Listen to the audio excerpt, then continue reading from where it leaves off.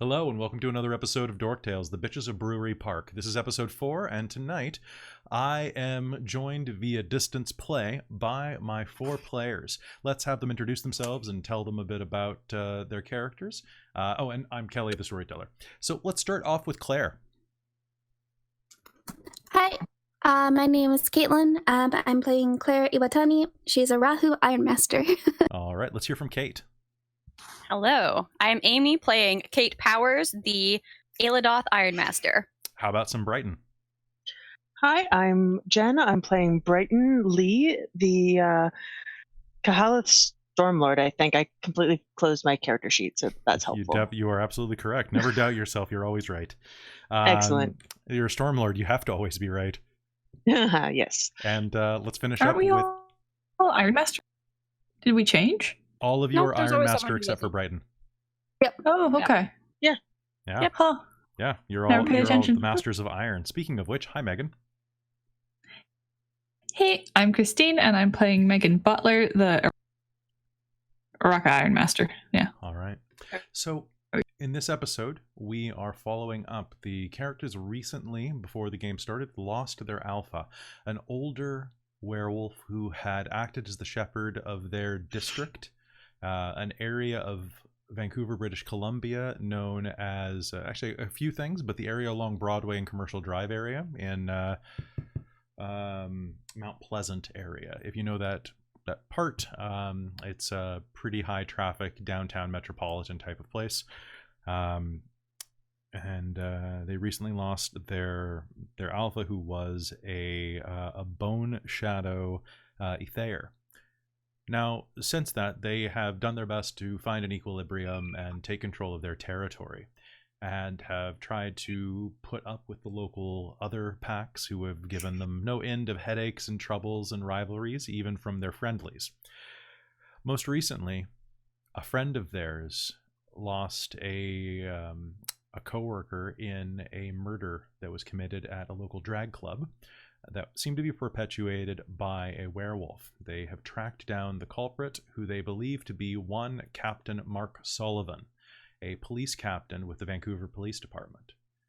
They are presently across the gauntlet in the shadow, watching him remotely from the spirit world. And but before that, let me tell you a story. This story is true. Once, before the death of Father Wolf, the worlds were conjoined as if one. Like the sky above still water, it was as above, so below. But everything changed when the Forsaken killed their father.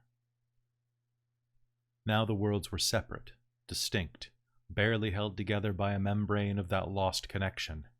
And yet, like all things, these twin worlds must remain balanced.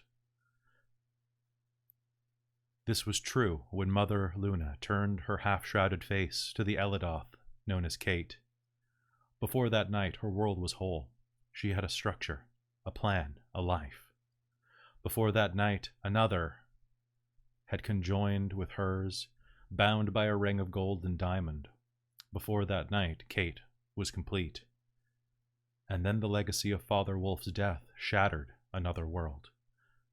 Mother Luna set down an Elenim, a spirit of shadow and light, masculinity and femininity, truth and lies, to bring over the young pup into the fold and teach her what it meant to be an Ailadoth, the one who walks between. The Elenim's darkness reflected the darkness within Kate. The Elenim's light harmonized with the light inside of Kate. But in this connection, the shallow connections of her former life were laid bare. No one else understood. Not her betrothed, not her family, not her pack. No one else could walk in both shadow and light. The rage and resentment grew, and so many times she found herself on the edge of Caruth, the death rage, over a cup of tea left on the counter, a secretive turn of a phone at a text message, or what would have once been an innocent jab. So many times she found herself on the edge of Caruth, of the death rage, over an intrusion of spirits, or of seeing Mother Luna's face half obscured in the sky, or of feeling the cool rush of essence from the Elenim's guiding caress. And that was when Kate did what all Elidoths must do, what all Forsaken must do. She shattered both worlds in order to save both. For all things must remain balanced. This story is also true. Kate felt the weight of the chain around her throat, buried in the fur of her wolf form. The ring that hung from it thumped against the fur of her chest with every motion, in beat with the timing of her heart. She could still hear the tears in Addie's voice. Keep it, in case things change. And things, as the Forsaken know, have a way of changing. The spiritual echo of Captain Sullivan's house was as meticulously organized as the real home in the world of flesh, where he sat with his brother, absently scratching at the pink scar on his forearm, the scar left by a bite from teeth too large to be human. As the Forsaken know, things have a way of changing, and so do people. The shadows of the corner of the room swelled like ink bleeding through a page, and the eyes of Ubatu, the black dog, the pack's totem, shined out at them. "Something is here," it echoed at you. What do you do? Claire's gonna whisper, "What's here?" There's something outside. It smells wrong. It smells magath. Magath. The word for a spirit that belongs to no choir, whose essence has been perverted by unsafe feeding habits. A spirit that has left its choir and blended with another. Shunned by both, or even more if they belong to more. They are walkers in between. They are outcasts, spirits who must survive through ferocity and their own strength. You've seen and heard of some of these before. Animals that were, well, a good example of this would be a dog that chases a car. The joke is that a dog wouldn't know what to do if he caught it. But if a spirit of a dog chases the spirit of a car and catches it, perhaps after he feeds on it, he will become something more, something different. These perversions are not necessarily friend and not necessarily foe. And as you find yourself in the living room, well, the spiritual reflection of the living room, looking back across at Mark and his younger brother, Phil. It was Phil, right? I believe it was Phil. Yes, it was. Thank you. Yes. I didn't want to change the pages in front of the mic. You can hear them talking. The conversation turns to idle chit-chat, away from the darker topics of whatever problem Mark handled for his younger brother. It's coming closer. At that, Kate's gonna try and sniff and see if she can perceive what their totem is smelling. You don't even have to roll. You can smell it. It's the smell of... It smells like the must of feathers mixed with the crackling of ozone.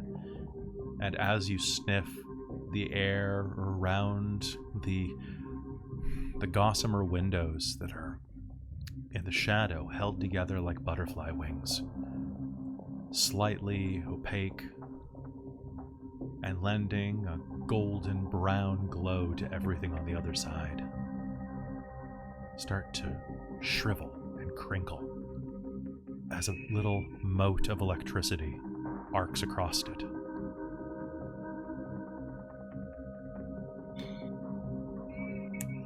Guys, what do we do?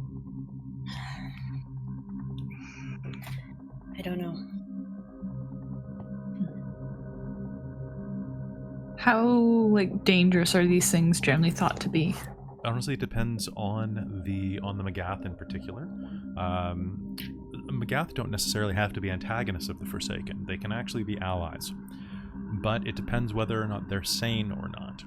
Once a spirit is banished from its choir, it generally is not as stable as it once was. You're looking at a wild card, basically. Okay. I don't know either. I'm not really great with spirit.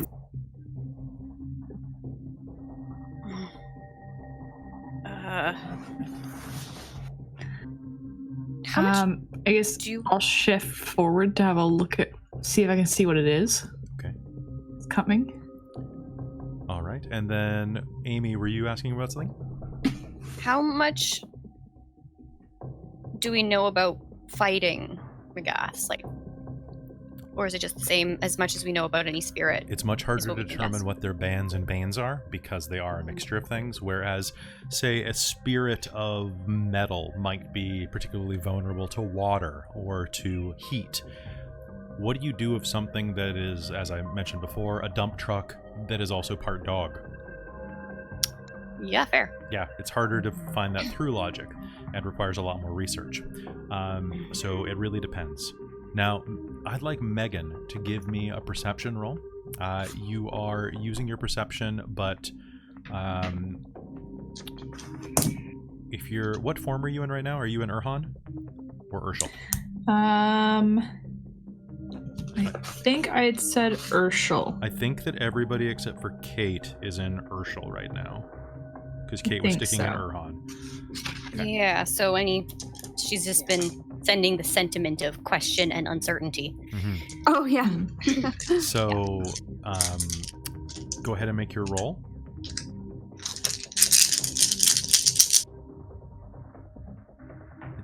It's weird that it didn't pick up the actual roll. I could hear it through the wall.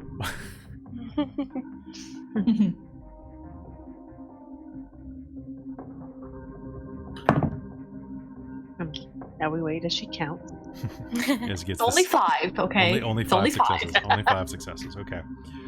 You can see outside that there is a figure slowly descending onto the spiritual reflection of the lawn, the sharp, fake-looking grass outside that's green tinged with little flecks of purple at the tips.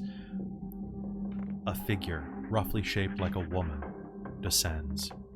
A mantle of feathers falls like a cape around her shoulders and down her back. And at the core of her heart, you can see that it's not just the cape.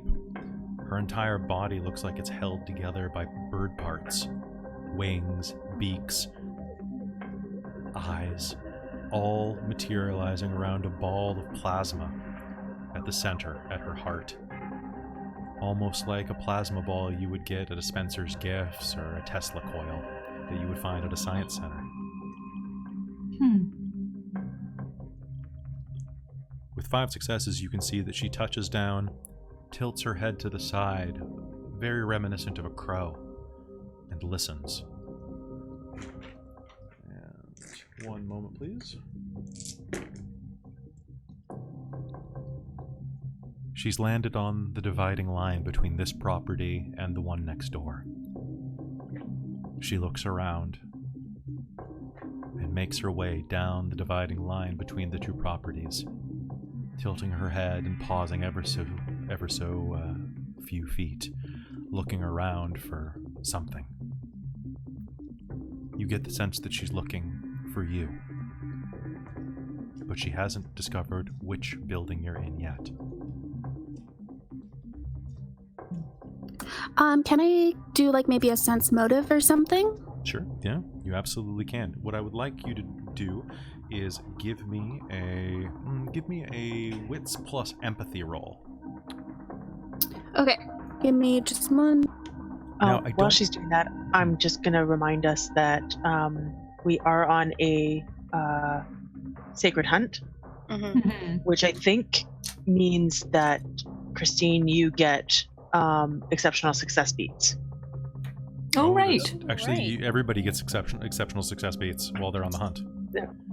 So if you roll 5 successes, thank you for reminding me of that, Jen. I forgot that mechanic was in effect. There was something that tinged at the back of my mind when she rolled that, and I'm like, nah, that's a house rule from the LARP we ran. Yeah, because we've had so many discussions about this, but this is actually, we are on the hunt. Anything related to it, we get the beats for it. And something that would distract you from the hunt does count.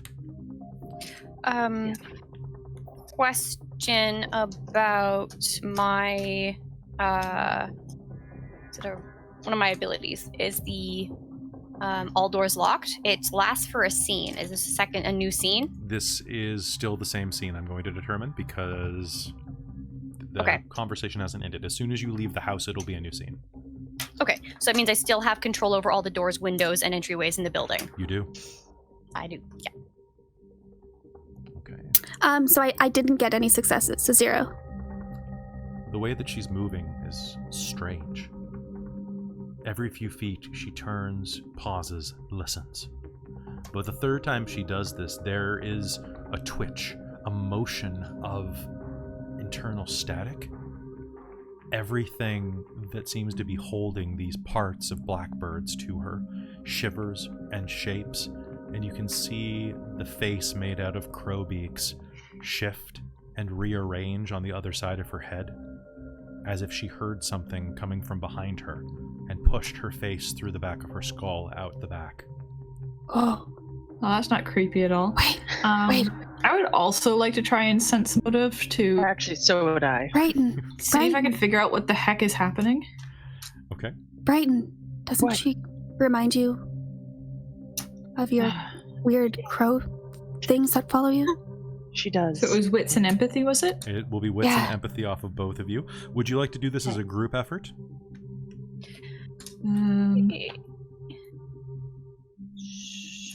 Sure. Potentially.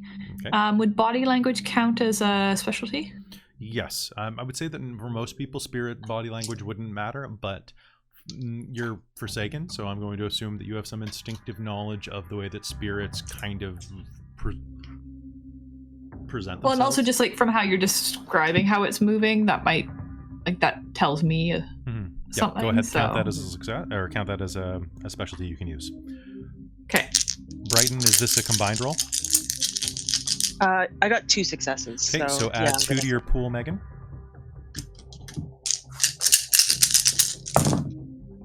Ooh. And I'm actually going to consider that because Claire made a roll before, that Claire is part of this roll as well. Holy crap. What? I heard. Yep, she's still going. Well, I've got 9 again on this because I've got 9 again on empathy. Mm-hmm. So I think I think everybody but Kate gets to take a beat. That's 8. Yeah, well. Okay. That's going to be a beat for everybody involved. So not Kate. Kate, were you trying to help with empathy? No, I think she was a little bit distracted. Okay, I'll give you more beats later. I promise. Kate has no empathy. That is true. What are you talking about? She's got plenty. I know. Yeah, you got There's me. literally none. You got me there. I have 2 dots. As you're looking outside, you watch her motions, and you quickly communicate with each other in the guttural first tongue between your Urshel mouths. And you determine that she looks tense, nervous. There's something about her motions that she's looking for you, but something is looking for her. She's trying to be stealthy, but it's hard to be stealthy when you're a glowing ball of plasma surrounded by bird bits. So she's not... She doesn't necessarily look like she's maybe threatening? No. She looks like she's twitchy, though. You think that if you approached her, you could probably diffuse the situation, and calm her down, but she does look like she's tense. Okay. Let's go see what she wants. I'm gonna go out to her. All right. I'll follow. You approach the front door, follow. and the front door of this house is held tight. There is no doorknob. It's just a flat door, almost like the flap of a lip. And as you shoulder it to try to open it, it refuses to open. Kate's gonna let them through. The door opens. She sees them. She gives it a second, waits for them to actually try it, and then she'll huff a little bit and release it. Do you buff at them? Just burf. Yeah. Okay. Basically. Good. It's important that buffing happens when it happens. Yeah. All right. So, as you step outside, do you try to be stealthy with it, or do you just?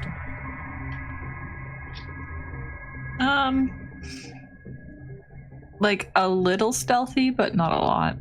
I think Brighton's just not going to try to be stealthy. She's determined that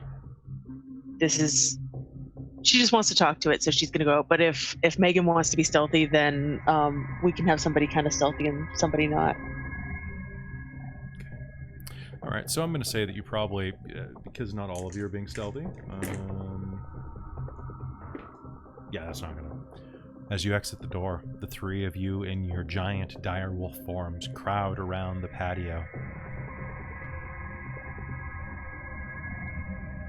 Her face plunges back through the back of her head to look at you. And she holds up her hands, her feathered palms, her fingers shaped like wings and coming to tips of beaks instead of nails. She speaks at you in first tongue. Uratha, I wish no quarrel.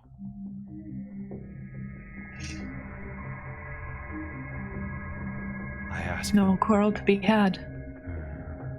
I ask that we speak.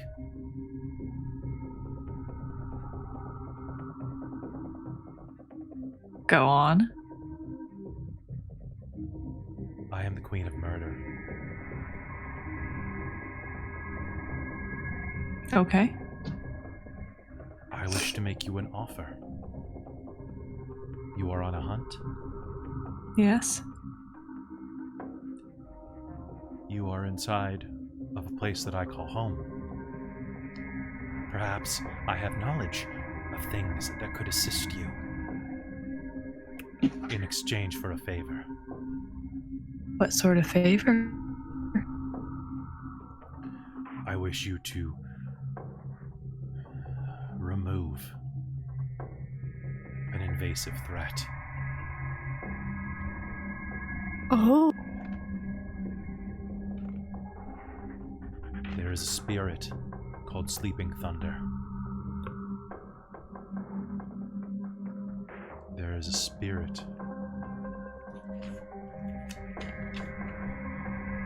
called the Eye Eater.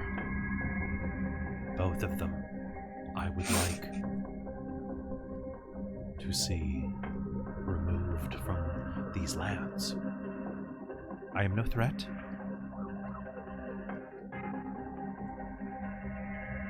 That sounds like 2 favors. 2 favors. Yes. Should you remove one, I could potentially remove the other. Perhaps it could be 3 favors if you remove them and let me drink of the marrow. I am hungry.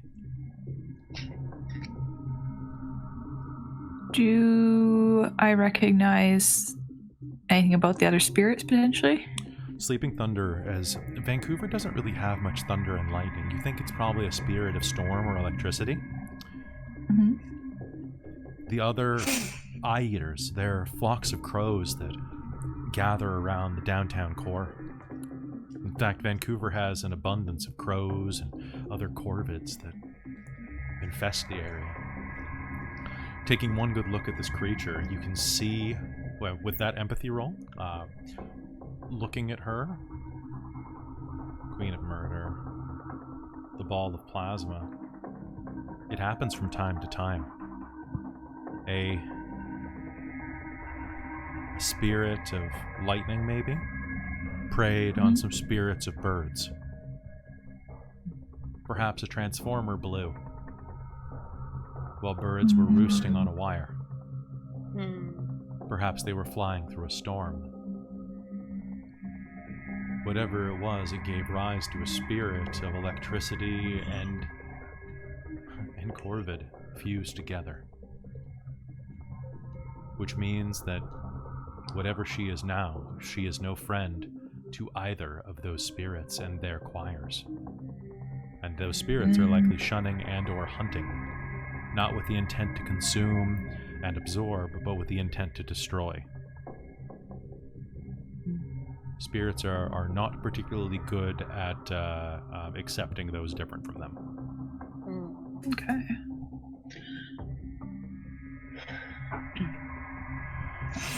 And it's generally frowned on to actually kill a spirit, right? Without reason. And like doing a favor for somebody would be a reason? It depends. Honestly, it's everything you do in this game is a sin toward one direction of harmony, for the most part. Destroying a spirit, I believe, is a sin toward high harmony, but I'll have to double check that. Towards flush, yeah. Yeah. Whereas it would make sense. Killing humans would be a spirit, or would move towards spirit. And the whole key is balance. Yep. So you guys are slightly out of balance right now, but you're on the good side, I'll say, as a human.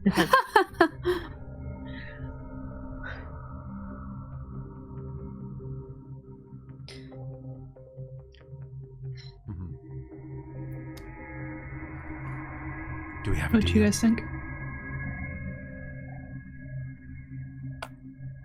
And what do we...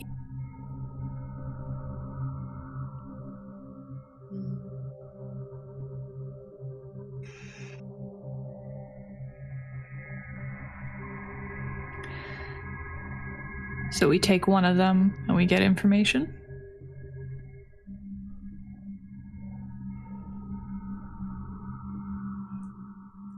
Yes.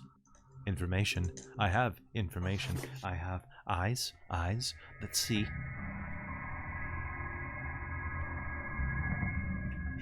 Do you know where these spirits are? Because we only have a certain amount of territory. They are. They will come. They will come. They will come. Okay. One must just wait. If you wait, they will come. They are everywhere.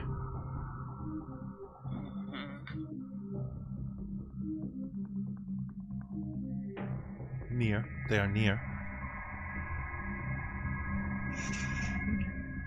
What do you guys think? I'll turn and look at you all.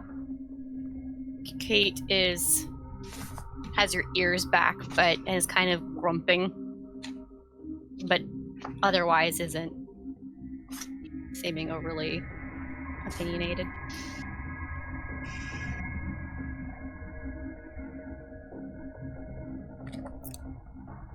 I mean, I'm...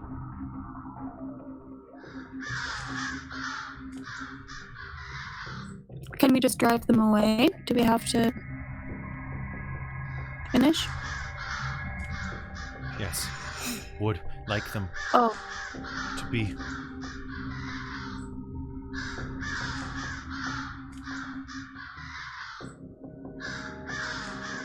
She looks twitchy suddenly, and in the distance you can hear the sound of calling crows. Consider my offer. We will be in touch. We'll consider. And with that, she will discorporate, her body shifting around that mote of electricity into a large bird, the ball of light still at its core, and she will take to the skies. And it is that point where you will see that in the sky above, it is now the night of Sunday the 22nd, and you can see that the moon is giving Mother Luna's face is shining with the last vestiges of the crescent sliver. Tomorrow will be the new moon. A perfect night for one of you to hunt. Also a reminder that it is a big bonus if you see your moon in the sky. Okay. I believe it is a +3 to all of your moon gifts. Oh, okay. That's good to know. Nice. Oh, sorry, it's a +2 to all facets that you have, not just moon gifts. Nice. That's really great, actually. Alright, so she takes off to the sky, and a moment later, the sky overhead, which is a brilliant, almost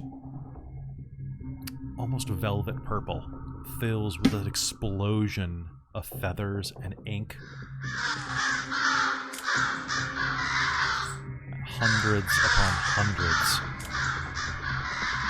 of things shaped like crows fly overhead and blanket the treetops looking down. But looking up, you can see that there are perhaps 2, 3 spirits in total, just spread out over a blanket area. They look down at you 3 wolves and take a flight immediately, with the sense that not worth it. Grr. And Oh. once again, you find yourselves alone on the front lawn. Now, inside of the house, Kate, are you still spending time? Are you looking across? No, she's been focusing on this. She's been. Am I able to split my senses? I can't remember. You can pick one direction or the other, but you can leave one sense in particular somewhere. So, for example, you can leave your nose, you can leave your ears. I think she was watching the other place, so she could listen to what was being said on this side. Okay. So, as you are looking across, you can... Alright, that's unfortunate. Dear. You can see that Captain Sullivan stops mid-conversation, holds a finger up to assert his authority over his brother and shut him up, and reaches into his pocket and pulls out a BlackBerry phone. Would you like to switch your ears across? Yeah. Absolutely. You'll hear a bit of static as your ears cut across the thickness of the urban gauntlet. Sullivan. Yeah. And I want you to, since you can have such acute hearing, I want you to make me a perception roll at a -2. -2, okay. And remember, wolf senses do apply. And add your primal urge as a bonus as well. Okay, so that, and then my primal urge, and then my wits and composure. Okay. And whatever your -2. wolf bonus is on the wolf sheet. It's +4 on this one. Nice. So you'll be able to hear his side of the conversation no matter what, but... Yeah. It's 3 successes. With the wolf ears, that's perfect. So, if you pardon me, this is Sullivan. Captain Sullivan, this is Constable Floyd, Floyd Humbert. Yes, Humbert, how can I help you? Sir, I just wanted to let you know that,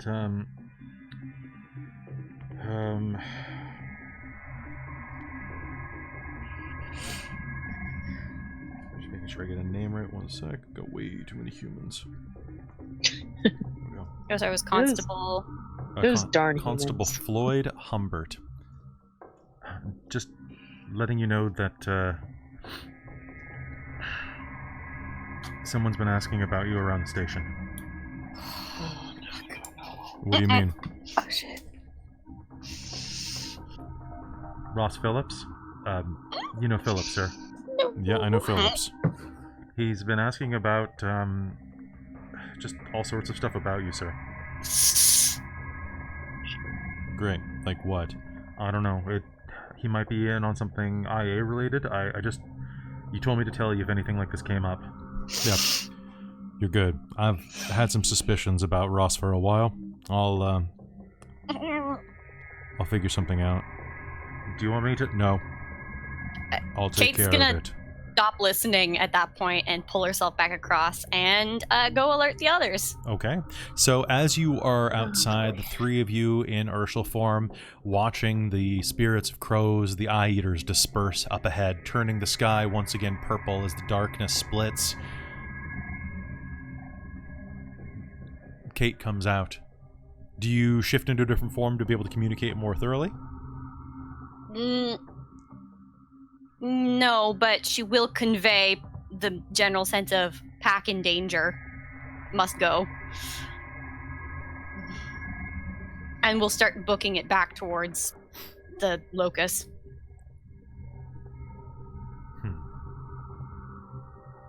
Kate? I'm gonna look at the other two. Dark back inside and look and listen across. All right. So as you listen across, you'll see that Mark has stood up and is grabbing his coat. You can stay here if you want to. There's beer in the fridge. Try to drink it before it gets too warm, okay? And do me a favor, call a handyman. God knows you can't fix this thing yourself, Phil. Yeah, okay. Where are you going? I've got to go take care of another problem. I'm hoping this doesn't involve you. Jesus. Phil, if you're getting other cops involved in this on me, I'm gonna beat your ass so hard you're gonna see Mom. Phil cowers as his brother stands over him, balling a fist. You see the taut muscles flex under that pale scar. And for a moment, you think that he might strike his brother. Instead, he juts a long, hairy-knuckled finger out. Stop being a fuck-up.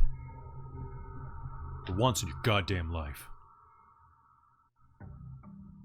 And then, he grabs his jacket and walks out of the house. Not a fuck-up. You're the fuck-up.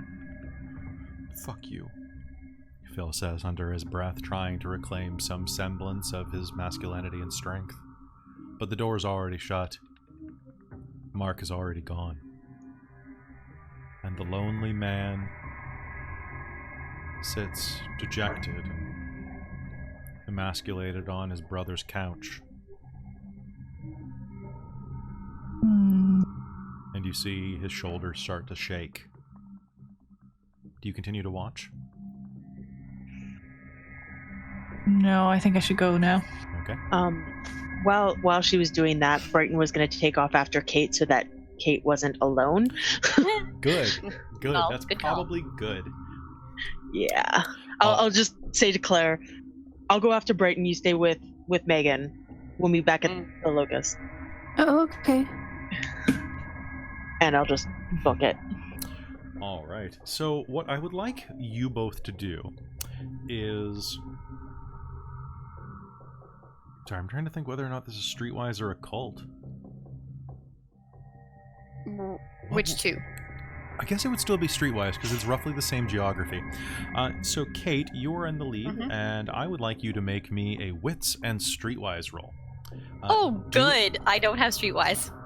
That's going to be unfortunate because you're doing it at another -1 because this is a slightly twisted version of the same terrain. Oh, Yeah. boy.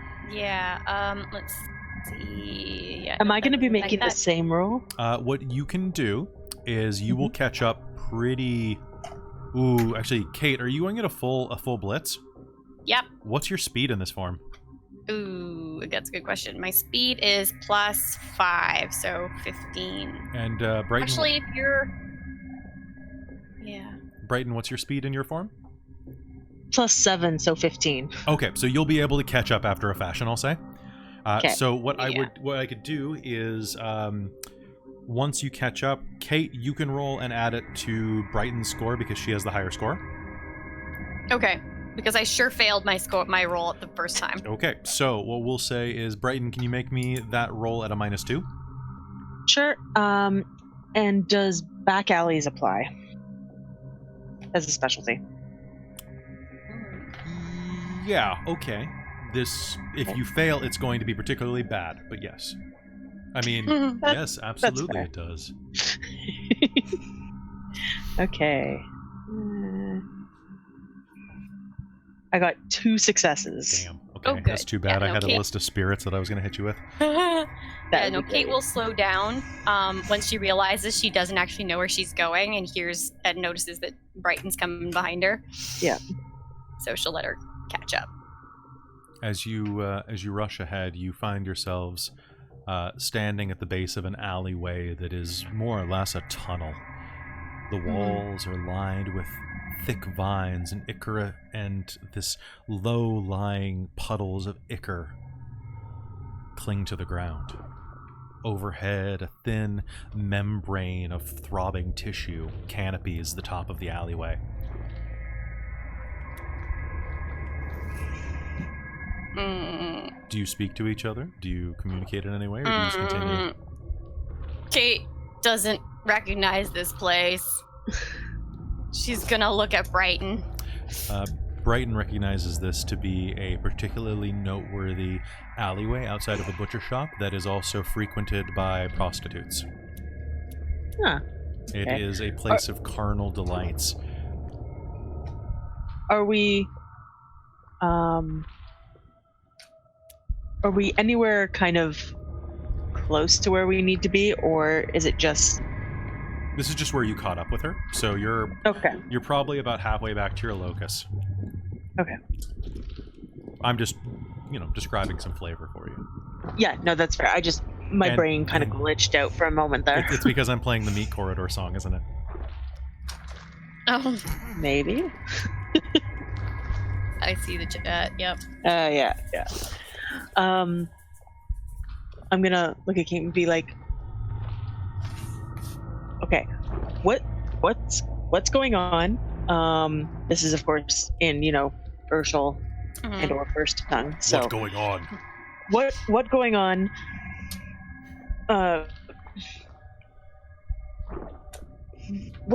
What's going on? It's just kind of what she's gonna... Yeah, it probably makes more sense for her for Kate to shift to a different form to communicate better at this point.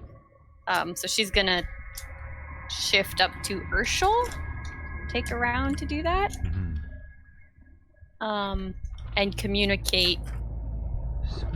Because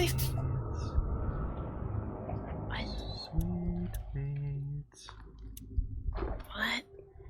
Down the alleyway, you can see a naked body writhing toward you, entirely bonelessly, swaying with a viscous sensuality as it drips crimson drops onto the ground. Kate's gonna just start moving away from this alley. Yeah, I'm gonna kind of just motion to Kate and be like, "Sweet." I'm looking for like a better way where we don't have to go down this alley. You can absolutely find one, but this is where you stopped. So you will. So, sure, you can easily continue down the way, finding. I'll be like, tell me on the way. Yeah. Okay. So once she shifts, and then she'll explain, because I figure we have ways of communicating to different pack members. Mm-hmm. Yeah. That our police officer is in danger. Damn it. Okay. Claire and Megan should be behind us, but we're already halfway. Let's just keep going back to the locus. Yeah, just need to warn him to get out.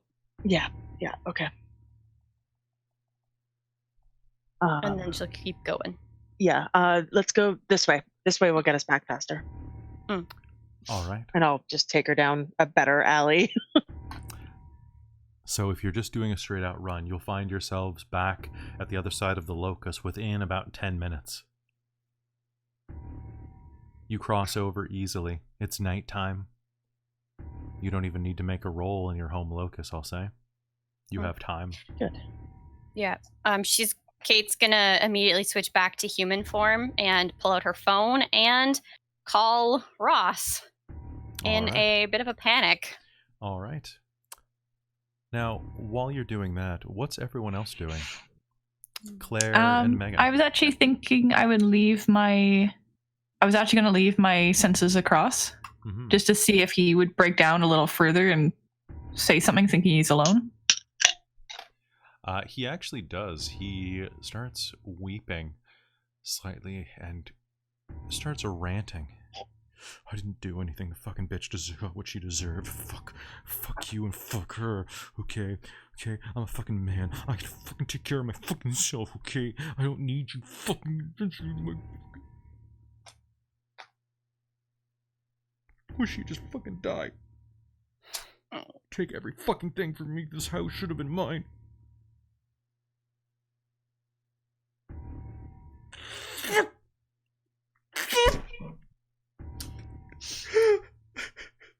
Fuck you.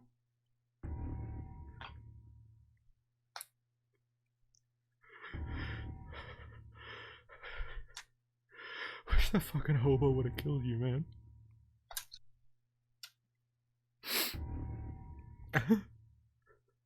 He'll continue to sob and rave, and as he does, he clutches a pillow tightly against his chest from the couch and starts to rip at the seam.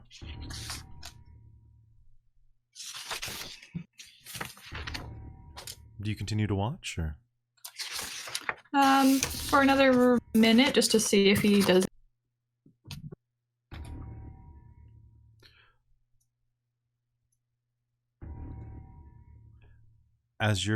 He breaks down in tears with that one line.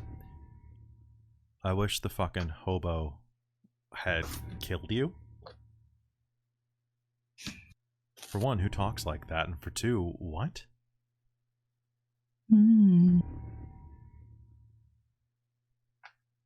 That strikes you as the most interesting part of that conversation.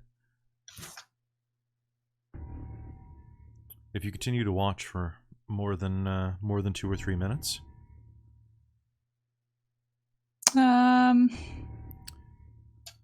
As you no, okay. Kate seemed pretty panicked, so. All right.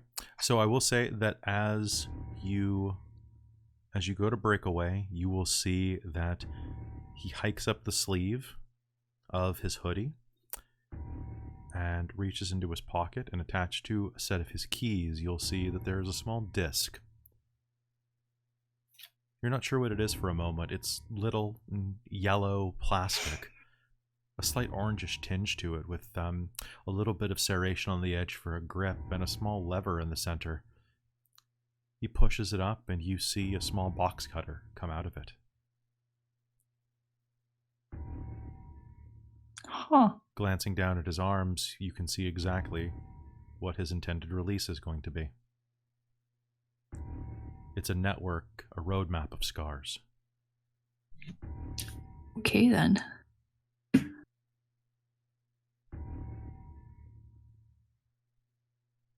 If you continue to watch, you will see him eventually retrace some of them, drawing fresh blood.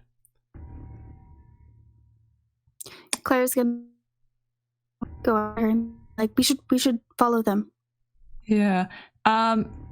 With my senses across, is that enough to catch the scent and hold it for him? Oh, absolutely. Actually, can I even get taste? Can I fling that sense across? Well, it says you can project any of your senses across. So that is... Yeah, I'm going to say so, because what else would... I mean, like, there is blood present after a moment. I might have to get, like, right there in the same spot as it in the spirit world. Yeah, but if I fling the sense across there... what I want you to do is go ahead and make your perception roll at a -2 because of the gauntlet strength. Okay, and that's wits and composure? That is wits and composure. If you fail, I really hope you take the dramatic failure. Oh. Holy crap, dude. That's 3 successes. Okay.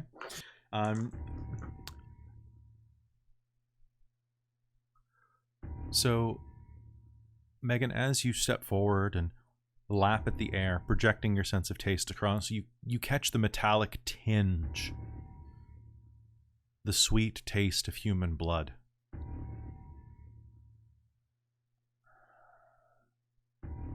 Something else, something musky. The remnants of Father Wolf's genetics.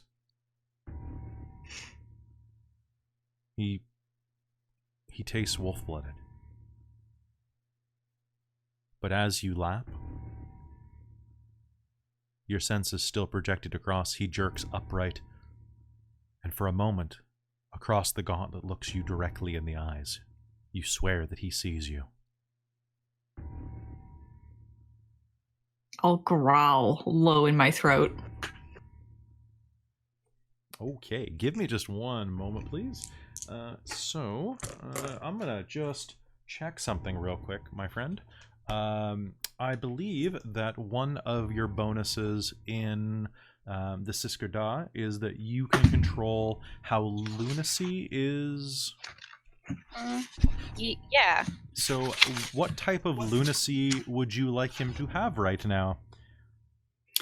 Oh. Because he just got hit with it, having somehow locked eyes through the gauntlet, because wolf-blooded are weird that way and can do weird stuff. Let's see. Lunacy.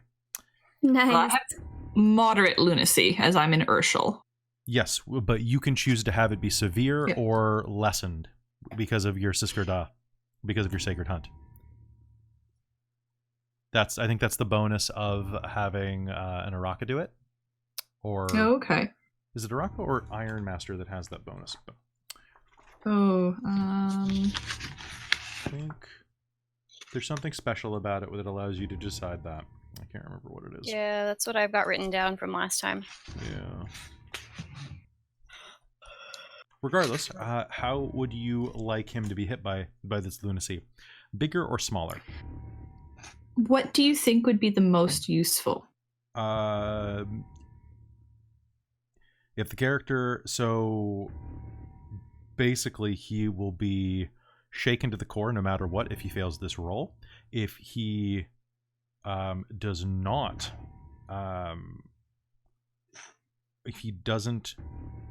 If he succeeds against the lunacy roll, he will remain either guilty, shaken, or spooked.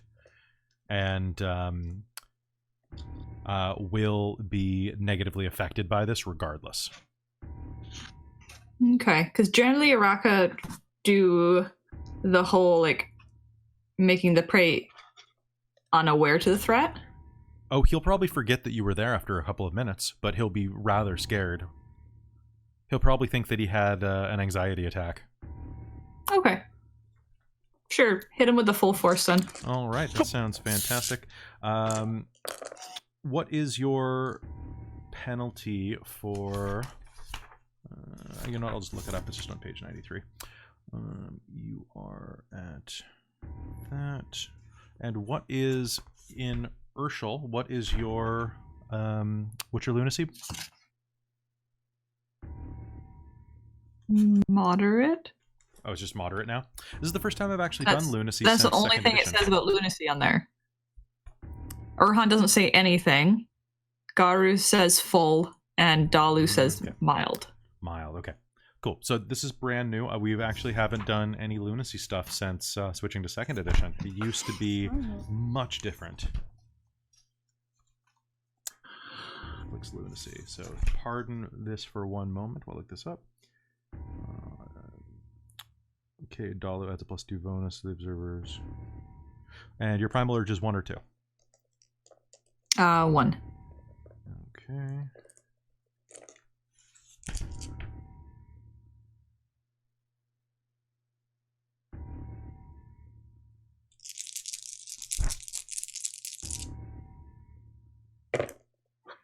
Okay. He is going to scream and tumble off the couch and start hyperventilating. But he doesn't seem to be paying attention to you anymore. Does that count as playing into my blood of the monster? Yeah. Frightening people into submission? Yeah, I'm going to say so. So go ahead and take... Sweet. Can I have my point of willpower back? Yes, you may. Sweet. And does everybody reminded themselves to swap out their aspirations for the session, right? Yeah. Okay, good. I did. I actually didn't, but... Well, go ahead and do that when it's not your scene. Okay. Okay. And with that, Claire, you will see Megan growl across the gauntlet after having lapped the air. What are you doing? What are you doing?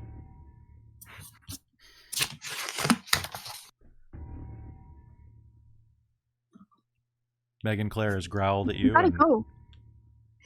asked what you're doing. All right, let's go. All right. I think I only know this.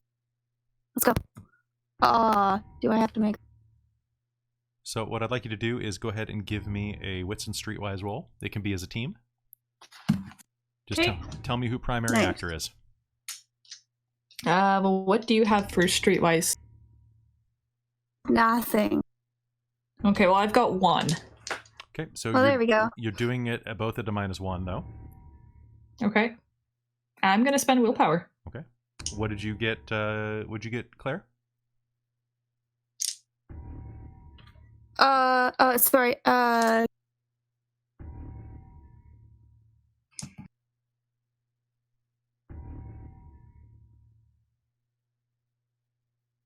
Did you say a number? Three. Okay, cool. You cut out. No. I was just rolling 10. Okay. So, Megan, add 3 to your roll. Okay. I think I'll be fine. I'm gonna have to videotape your rolls from now on. Sure. I got nothing to hide. They're ridiculous, man. 4. 4 successes. Is that with her 3? Yeah. Okay.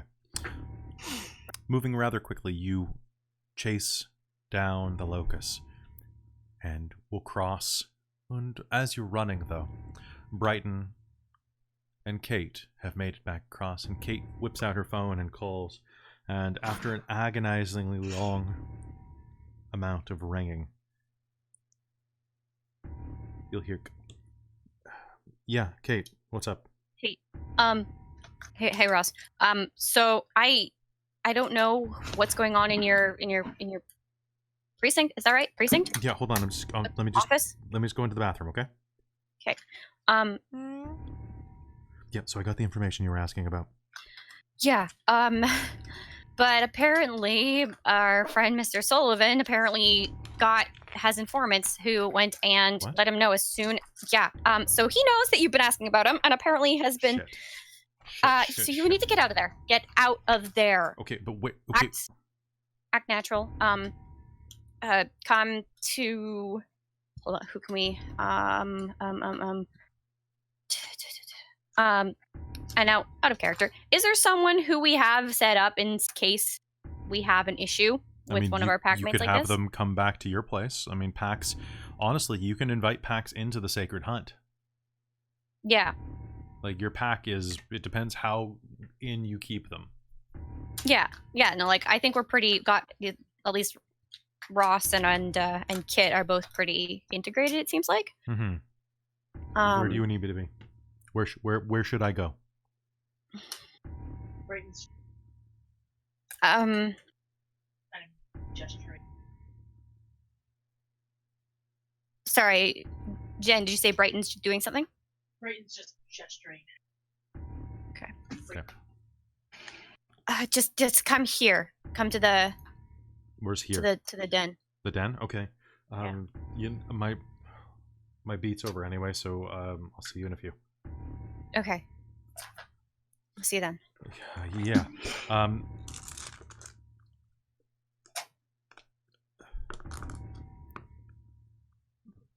So that's what was. That's what? Is that why you? I said, so that's what was happening? Is that why you took off? Yeah, he was leaving to go deal with him. So could. Sorry. Okay, is Ross's shift finished? Yes, he's done. He's coming here. Okay, because if he left in the middle of his shift, that would look a fuck ton more suspicious than just staying there and answering any questions of, oh shit, sorry, I was really curious. No, he said his shift was over. Yep, thankfully. Okay, well, he's still gonna have to answer questions. I know.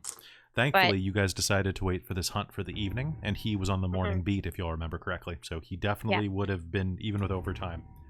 Mm-hmm. Time passes, and so I'll say that the two of you crossed over mid-conversation. Mm-hmm. So you were able to hear that last bit. Kate, what are you doing? She's restlessly checking in with people and checking her phone compulsively. Okay.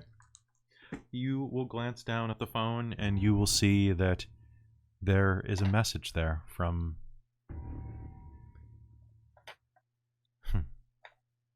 Your heart seizes in your chest for a moment right above the dangling ring on the chain. Not now. It's a simple message from her. Hey, are we still good for tomorrow night?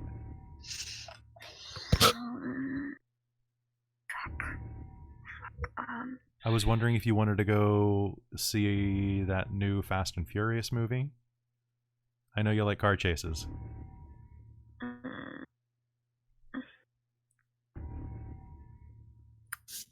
Shit. I forgot. I can't do this right now. Okay. She's not gonna respond right away. Okay. But then she'll do the sort of the typing, erase the message like 15 different times before finally saying, I've got a situation with my family. I don't know if I can make it. Oh. Okay. Sorry. It's Is everything okay? I mean, if you need to talk to somebody, I'm here and ... erase ... erase. I'm always here for you, she says. Kate's gonna pretend she didn't see that, and she's just gonna close her phone. Okay. Now you did date for long enough that your family is still the spectral, a spectral arm, part of her family as well, almost. You know. Yeah. Your parents have said, do you have both of your parents are alive, right? Well, both of your parent and step-parent. Yeah. And you've always heard that thing of, well, she's our daughter too. She's always welcome in the house type of attitude coming off of them. That on one hand is really nice to hear, but on the other hand, it just touches some part of the core of you that makes you want to rip the door off and scream. Mm-hmm. You don't get to keep her. She's going to curse, just a fuck, and then just punch the wall as hard as she can. Okay. There's dents in this wall already. There are. It's Thankfully, most of it times. is the columns are concrete and the wall has... Are you still in the room with the locust, or have you gone upstairs? I think she's upstairs. Okay, then Go be alone a bit you more. have brick or drywall. Which is your option? Brick. All right. You are going to punch the wall, and as you do, what's your strength score? 3. You are actually... Everyone in the room with you is going to hear that sickening sound of a chicken bone snapping. And as you pull your hand away, you'll see that your knuckles are smeared with blood, and your third metacarpal has been snapped from the force of your punch. And then it heals. It snaps back into place just with a quick... And you wipe the blood off your knuckles, and the skin underneath is pristine, flawless.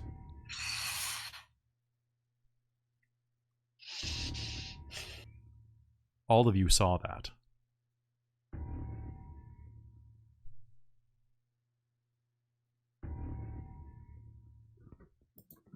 Are you,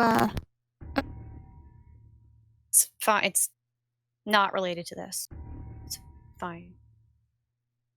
I'm fine. Okay. Just... life, you know? Oh, I know. Now, as you have come across, you'll all suddenly start receiving a backlog of text messages from the time that you spent across. Who was it that initially contacted Ross? It was Brighton, wasn't it? Or was it Claire? I think it was Kate. Was it Kate who did? So no, it's Kate. Kate's done it all. Okay. So yeah, Kate, definitely. So Kate, you will... Kate's obsessively connected with everybody. That's true. That's Yes. true. Kate, you will receive a few text messages from Ross that say, hey, I found what you needed. Do you have a moment to call? I don't want to put it in text. No. and it's from Okay, about an good thing I hour called. ago. Hey, get back to me. I know you're probably busy. You'll also, as for everyone else, okay, Brighton, you will have a text message as well from your. No, please remind me. Is he your former roommate or your current roommate? Current. Okay, you're really distant. By the way, I can't hear you.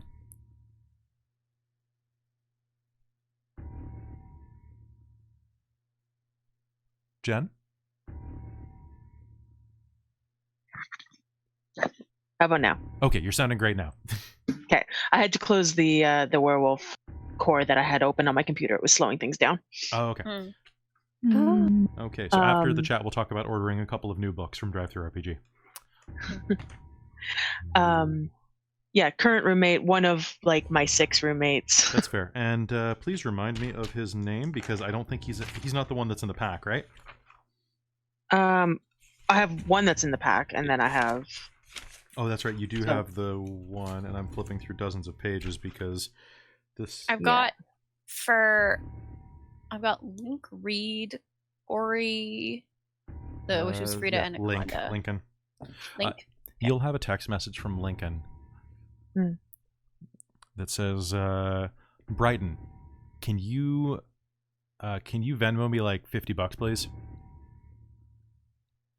Please, thanks. Bye. BAI." Yeah. Can I look at my bank account? Yes, you can. What's your resources level? 0. 0. You could go into overdraft to send him $50. Yeah. You could do a bank transfer to him. It's what, a Sunday right now? It's a Sunday, yeah. Tomorrow is the 23rd of February, 2020. Okay. Do I know when payday is next? Probably Friday. Okay. I will say I will text back with yes, but you owe me the overdraft fee. There will be an immediate response that says, "Thanks from me and Molly, heart." Uh-huh. I'll send it to him. Once, what's the password? Do you have a question and password that you would have put on in there? Who owes me more than anyone else in the world? The answer is me. Yeah, it probably would be something like that. Okay. All right. You will get a notification almost immediately saying that the cash has been accepted. Yeah. And as you go to put your phone away, the moment you slide it over the tip of your pocket, it will buzz again, causing you to pull it out, and it'll just have a single question left from Link that says, "You want me to save some for you?"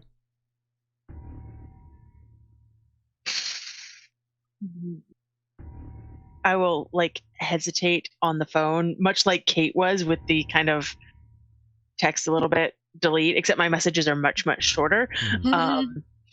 And finally I'll just be like, no, enjoy. I'll save you one. Oh, good. That'll be fun to try and resist when I get home. It's just Molly. You'll be fine. Yeah. Yep. Okay. Nothing like a werewolf on E. Have you felt this fur? Sorry. Don't break immersion, Kelly. You're a professional. Meanwhile, the other text messages that would have been waiting in the wings. Kate is... Oh, God. About the truck. Okay. Mostly it's just a group chat with several of the girls from work. Gina has posted a particularly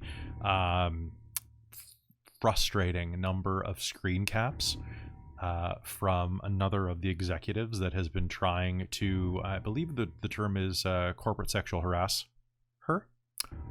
And it's screen caps from their chat. Apparently he found her on Tinder. Oh my god. And had been trying to slide into her DMs. Oh my god. Yikes. She's like, I don't even know what the fuck to do here. Like, I'm obviously saving this, but do we use this now or later? Should I save this for promotion time or what? Yeah. Or should I get him to send me a dick pic? What do I do?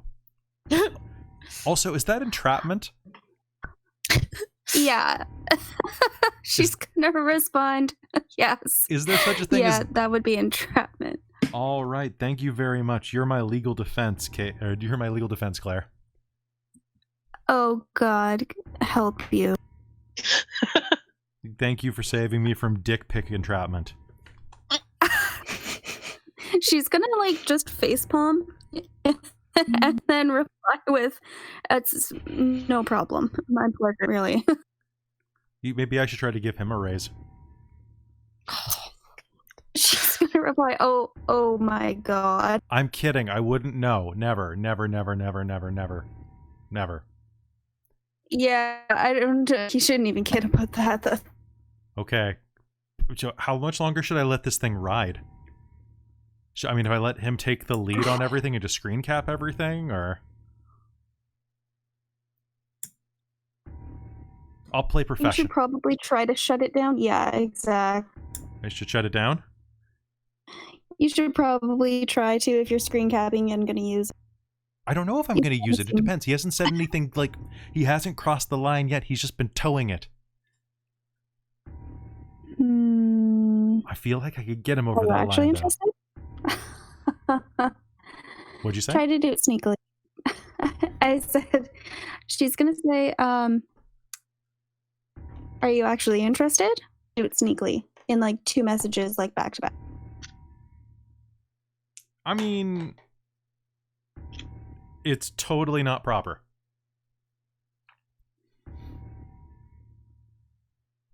Well, that.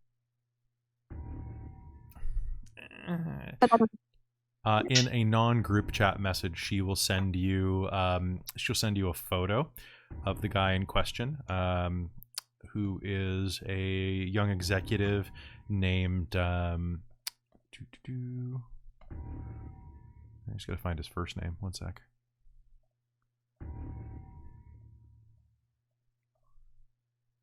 A young executive named.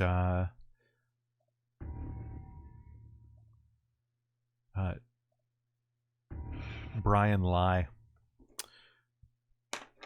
So Brian Lai is a man of Cantonese descent. Looks like he's about 5'7", 5'8", a little bit on the shorter side, but you can see from the Tinder profile pictures that she sends that the dude has quite a nice body underneath. It looks like he probably swam in university. And she's like, okay. not sure. Thoughts? ? She'll go with lol. He's not too bad looking. Yeah, Mama's thirsty.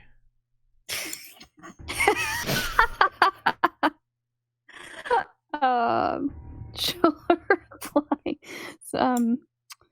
Yeah, I have no doubt of that. Maybe I should just go take care of this and think clearer in the morning. Yeah, that's probably a good idea. All right. TTYL. And then send you a picture of motion lines in an eggplant. God. Oh my God. I like her so much. Having never been a girl in a girl's chat, I'm just assuming. I know. Well. You're just sending a vibrating eggplant to say that she's going to go pull out a toy? Okay, cool. Oh my God. I mean, I got what you were saying pretty quick there. Okay. Yeah. Cool. So, I get that I don't think I've ever had that chat before, but No, me neither. it sounds like the sort of chat somebody would have at some point. It sounds legit. Good. I'm just letting out my inner office worker girl. So Gina Mitchell uses people. I'm just gonna note that she is single on her list and ready to mingle. Cool. Yeah, I mean, that sounds like something that some of my coworkers back like 10 years ago would have said. I mean, she's only like in her mid-20s, so she. Yeah. Well, like right now, I work with all married people with kids that all have like kids or so far much. Yeah, right? You're the young one. They're all older than me, and so that's not exactly the sort of office talk I'd have. That's true. It'd be a weirder situation if it was. And then besides that, so that's what you will have received. And while you were on the other side, Megan, you will also have a couple of messages waiting. Okay. And they are, one is from your, is routed from your work voicemail. Mm-hmm.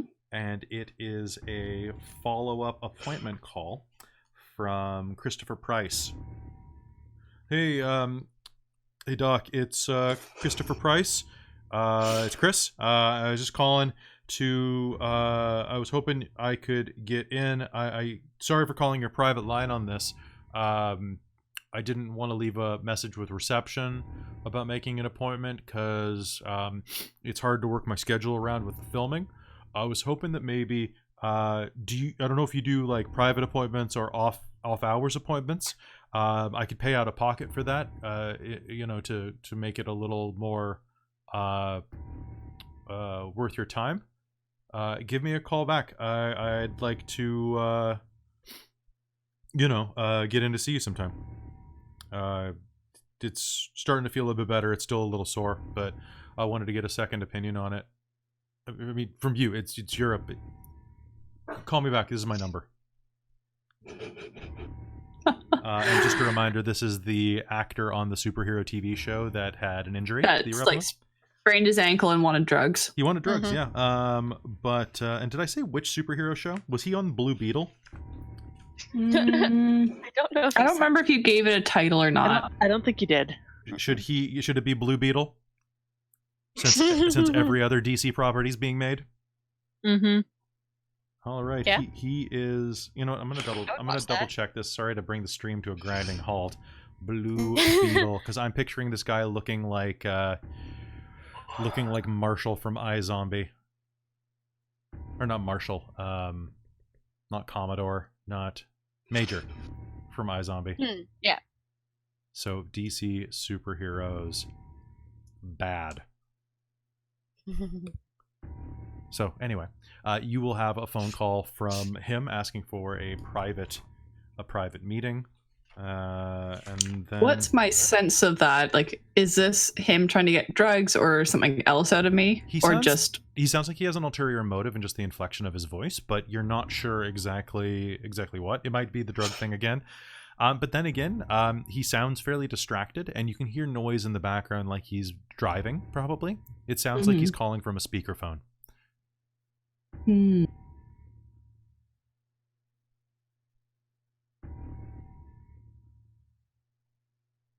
So what do you do? Do you call back?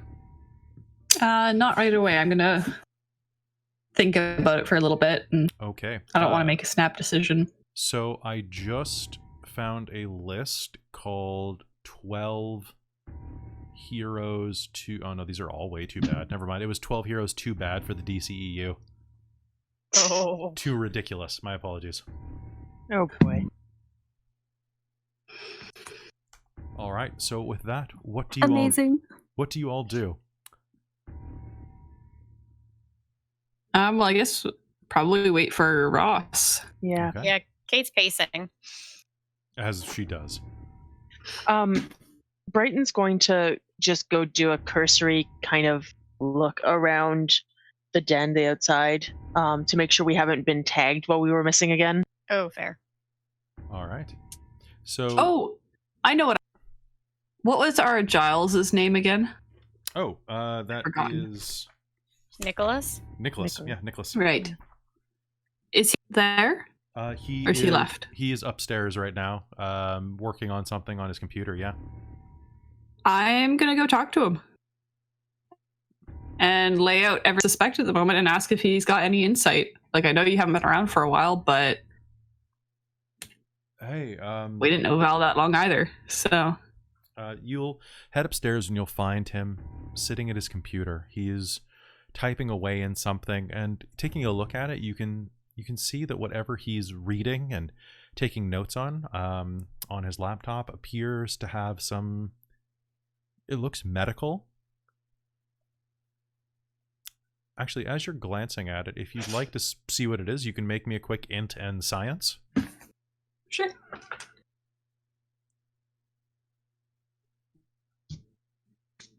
Is it anything to do with anatomy or? Sorry, you cut out on the second word. Is it anything to do with anatomy or pharmaceuticals? Yes, actually, it is a little bit of both. So you can add +1. Okay. Cool. Thank you.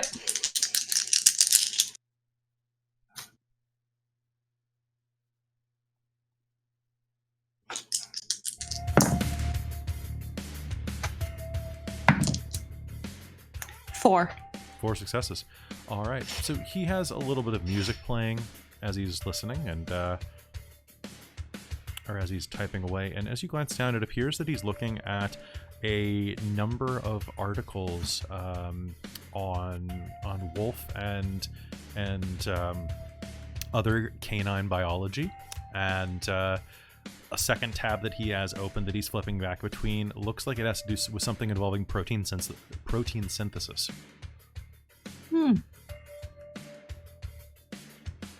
And seems odd. He looks up. Oh, hey, sorry. He'll tab out and shut the laptop.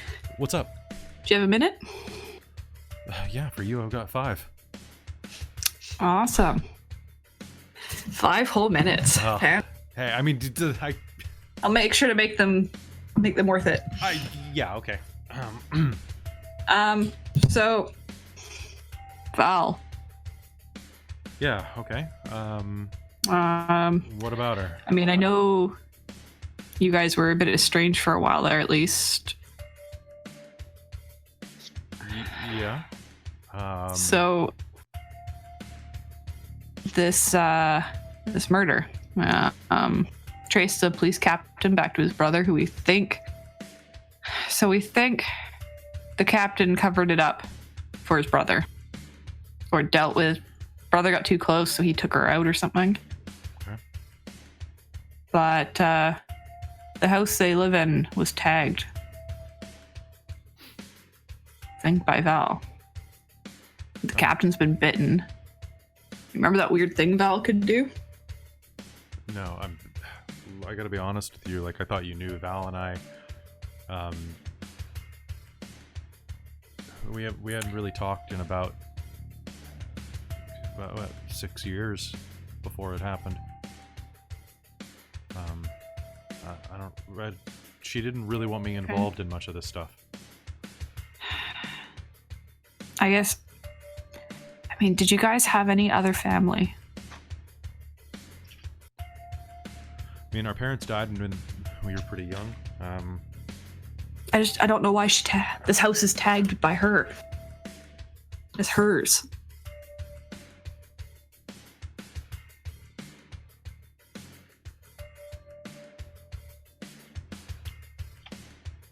Do you have any?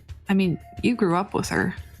I mean, maybe it has something to do with the agreement you have with your totem. So, yeah. Right. So if she had to tag it, I mean, what's the agreement that we have? It's if you own it, if it's yours. Do not claim anything that is not yours. That you can't. Don't call anything yours. Basically, marks what's yours. If it doesn't have your name on it, it's not yours. Like, Val and I weren't in the best contact even before we had our argument. When she moved to Vancouver and I started going to UBC, things they separated, right? And then I went off to McGill to do my graduate studies, and that was pretty much it for our relationship. But I know that she was This is just so out of left field. When her pack died, she really took it hard, and she vanished into this stuff. But how long ago was it that she found you guys? I mean, not that long ago.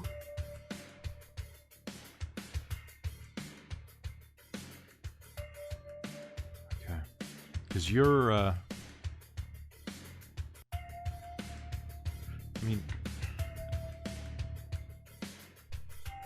you're all kids, right? I mean, like, you're obviously kids, but you're not that young, but you're all descended, you're all the kids of her old pack. Yeah. I mean, there were like 7 people in that pack. That's true. Do you know the names? Not off the top of my head. I can do some research for you, though. That would be fantastic. I'll contact the other wolf-blooded. I'll check any records that we have here, and I'll get those for you. But I've got your parents, and maybe this Sullivan guy, maybe one of him, or maybe his parents. Yeah, that's a good. How old is he? What was it? It was like 30s sort of thing? He's like late 30s, early 40s, somewhere late in there. 30s? Yeah. He's at that age where his face is just kind of craggy and square, and he's... late 30s, early 40s? Like, so actually not that much old. Like 10 years? So he's about my age. Okay. Yeah. Okay, so, and Val's a couple years older than me, but werewolves, uratha age a lot slower than everybody else. So maybe Val was one of the younger ones in her pack. I don't know. No, that's fair.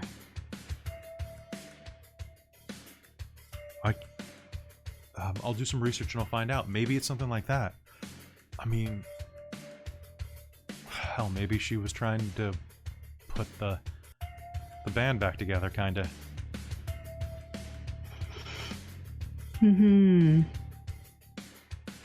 Does he seem like he's hiding anything at all? No idea. No, you can go make me a wits and subterfuge or empathy roll. I'll do empathy. Would body language count? Sure.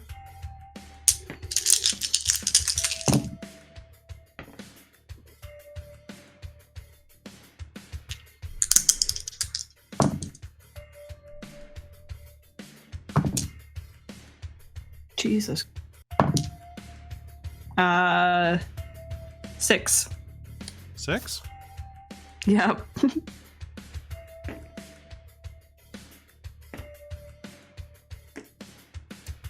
And he seems a little nervous, but overall, you think he's doing everything? Okay. He looks up at you with his bright blue eyes, and damned if he just doesn't have the air of a really honest person about him. But it's when he talks about stuff involving Val, and particularly involving their whatever split them up about 6 years ago, that big final fight, he gets kind of tense and nervous, and you can tell that there's a layer of something that he doesn't want to delve into. I mean, that's fair. As long as it doesn't seem like he's hiding anything about this. No, he doesn't seem like he's hiding. Well, you don't think so. I will say that. Okay. Sounds good to me. Maybe it's... I will kind of like pat him on the shoulder and like thank you. Opening up and... It's not a problem. Good luck. Thanks. I'll go back and tell the others. All right, so you'll share that with them. What we... All right, so Megan comes down and informs you what she learned from Nicholas. It's possible that they could be descendant from one of the old. Mm-hmm. Maybe that's why Val marked the house. That's fair. Or whoever lived there before. It's the whiny one. Definitely smelt and tasted wolf-blooded. Did he? Oh, did he? Yeah. Hmm. And I swear, he's through the gauntlet. Is gauntlet the right turn? It wasn't first edition. So, I believe that's still what they use, but everything else changed. So I'm just gonna double check that real quick. And someone in the Facebook comments. Pretty sure it's. It is? I'm pretty sure it's fine. It's the same. Yeah, I believe it's. Okay. Yeah, it's still Gauntlet. Oh, so many different World of Darkness properties. So many different titles. Yeah. Yeah. I'm pretty sure, like, it felt like he looked right at when I was looking across. Okay. I mean, he won't remember, but... Didn't know that was possible.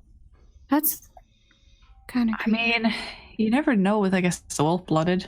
Who knows what they can connect to. That's true. I'm pretty sure Norma keeps talking to Minerva. Yeah. I don't know. It's funny, but no idea if she actually knows what she's doing. But Or whether it's just some kid thing. right? How do you tell? I don't understand. I don't understand children. I don't understand her at all, so... She's gonna be terrifying when she grows up. Right? Agreed. All right. And with that, you're going to hear at your front door. Oh. Is that Roth? Probably. Your phone will buzz and it says, "Hey, I'm here." Okay. I'll go let him in. And Kate'll head off to do that. All right. He's standing at the door. Outside, a rain has started to fall and coat the ground. It's pitch black outside, and except for the very, very edge of the hangnail that is the moon, obscured by a bit of the steam rising out of Vancouver Harbor. Hey. Kate's gonna give a great, shoulders sagging in relief, and she's gonna just gesture him quickly to come inside. Yeah.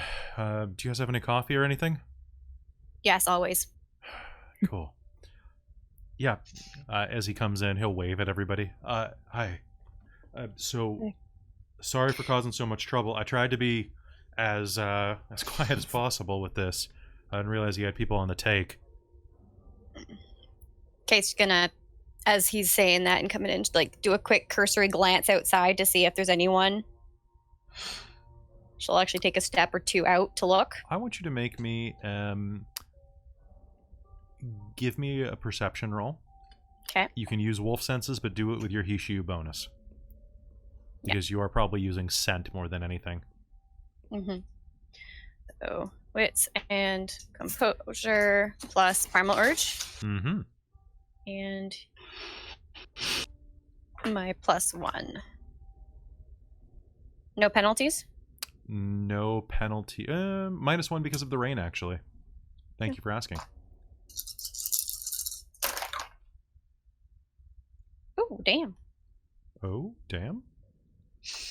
3 successes. Nice. Yeah. All I was hoping right. 2 of those 10s would explode to more, but nope. Okay, so as you're sniffing around, breathing in, you can smell that there's something in the air outside. A little bit of, it smells like cologne. It's not the same cologne. Well, Ross doesn't wear any. You can smell his deodorant. You can smell his sweat from his long day at work, but no. Most of the pack members don't wear cologne. There's a sense someone's outside somewhere, but you can't see where. But you think they're probably within about 20 or 30 feet of your door. This is a fairly commonly used area, even though it's a bit of a backside of town, with the brewery just down the way and the restaurants and a bunch of things in the local area. And as you're outside, sorry, go ahead. No, just if she can't see or perceive anyone, like if the scent seems like it's fading. Like someone's passing is essentially what she's trying to figure out, or if it's lingering. It's fading away, but as you're out there for a good 30 seconds smelling around, halfway down the block where the street gets intersected with the one that crosses beneath by the brewery, you can see that a car turns its lights on and slowly drives off. A man behind a man in the driver's seat with a dark complexion looks out and locks eyes with you as he drives away. You can only vaguely see him through the rain on his windshield. You think that he's looks like East Indian? Maybe? This lighting is awful. If I can't make out any details other than that, then I'll just wait until the car's completely gone and then come back inside and close the door very firmly. All right. There is also a bolt, so you can... Oh, she's bolting it. Absolutely. All right, back inside.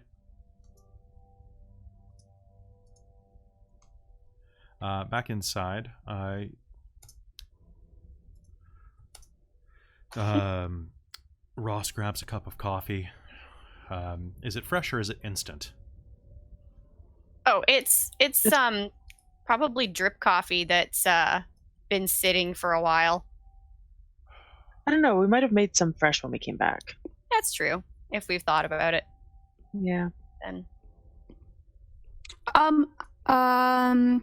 Claire probably also has like a French press or something. That's something she'd have. So if he wants to make, or if you want, she'll offer. Yeah, if you wouldn't mind making that would be great. Yeah, and a snack. Hell, if you're offering, yeah, sure, yeah. Yeah. All right, let's do it. She'll go off and do that. Sounds good. And as he turns and as you make your coffee, he prepares to tell you what he's learned. And I think that's a great time for us to take a quick break. We'll be right back, everyone. Welcome back. As you all wait for Claire to finish brewing the coffee, Ross leans against the counter next to the refrigerator, and you all gather around on the couches. So I couldn't find terribly much out. Captain Sullivan, about a little over a month ago, maybe 2 months ago,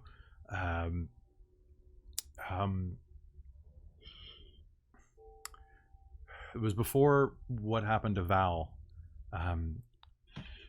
He was out on a patrol one night, or was out, hold on, he pulls out a little flip book in his pocket. Okay, he was off duty, meeting some friends at a bar, and on his way there, he was walking by the homeless encampment at the downtown precinct.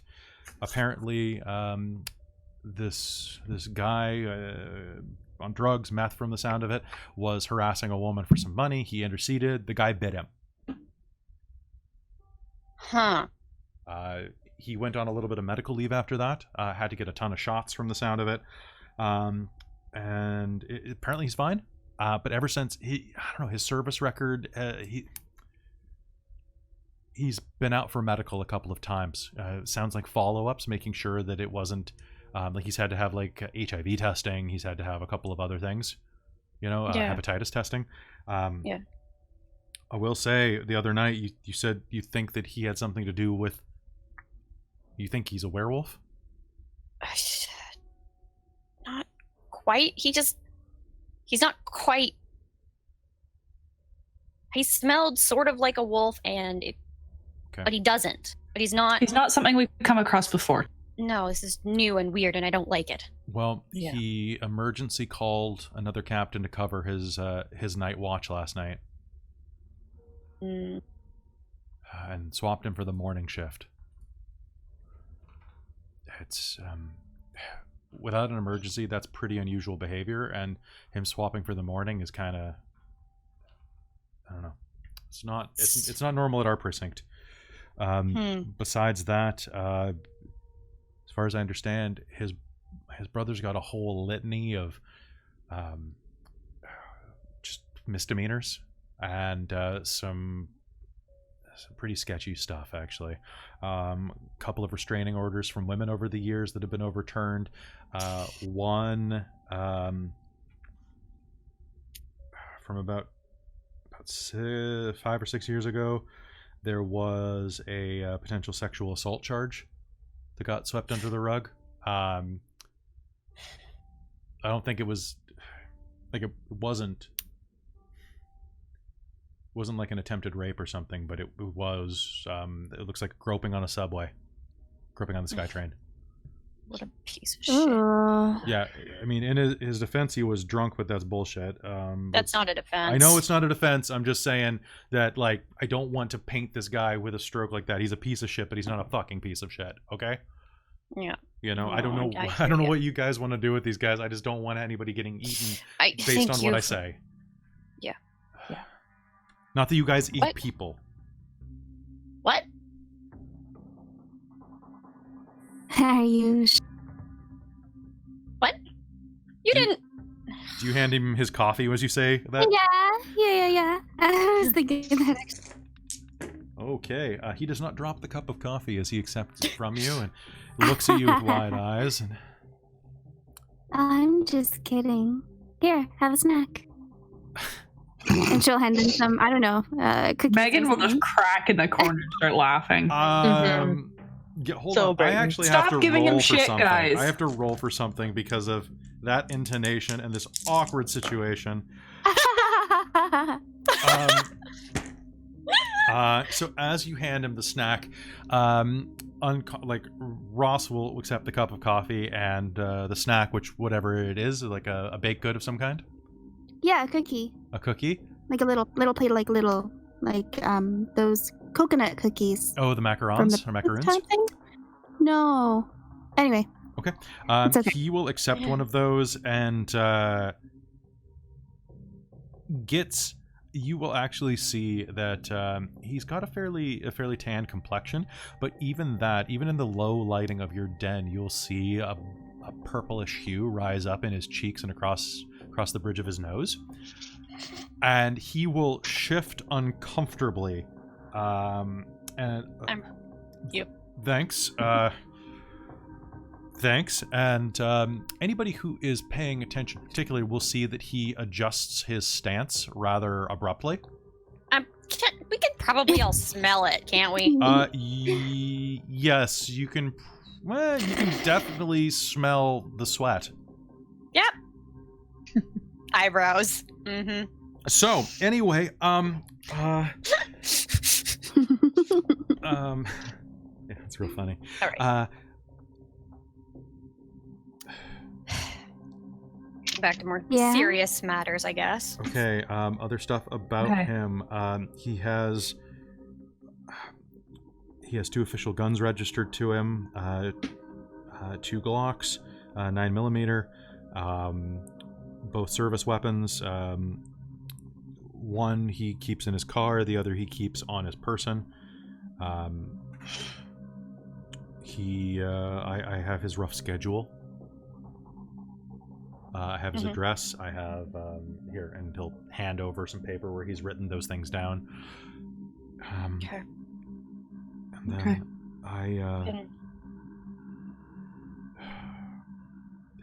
then That's all I could get in short notice, really. Oh, and his brother's details. I know where he lives. He has a roommate named Frank, an older guy. Okay. It's Frank Barron. It's Frank's house that he rents a room out of. Okay. Captain came also. Oh, that's what it was. Captain was investigated by very briefly by IA about 10 years ago when his mom died. He came into a decent amount of money. It seemed that he had a little more money, a little more liquid capital than he probably should have. It looks like IA wrote it up as just being part of the inheritance and liquid assets there, though. A lot of people were talking at the time, though, that he seemed to be living above his means.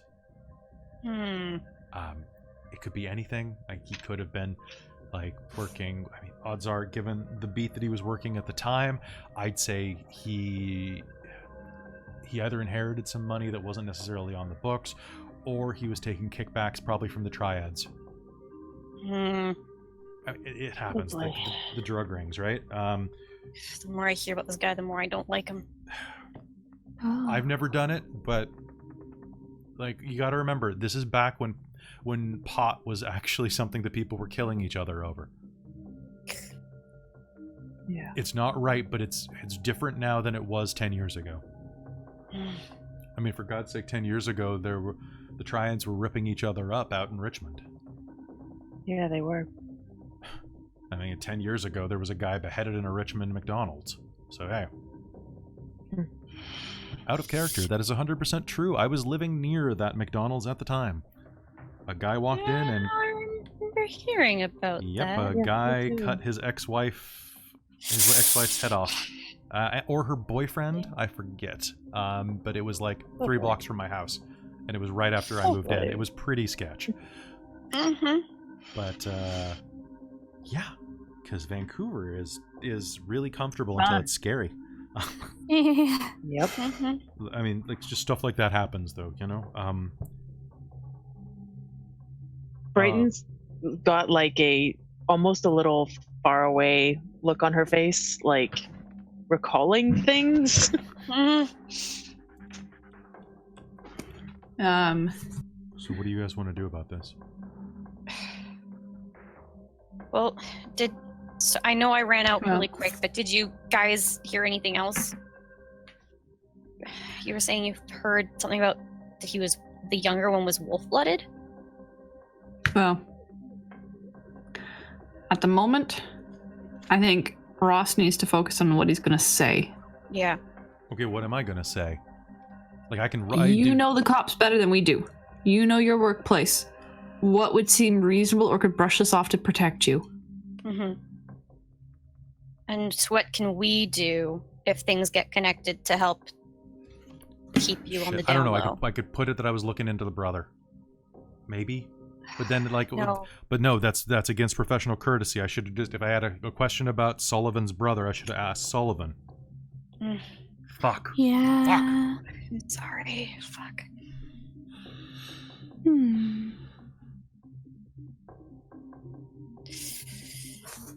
Kate is trying distinctly to not pace, and it's clearly getting to her.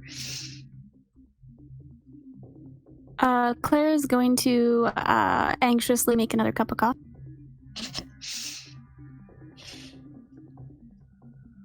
Okay.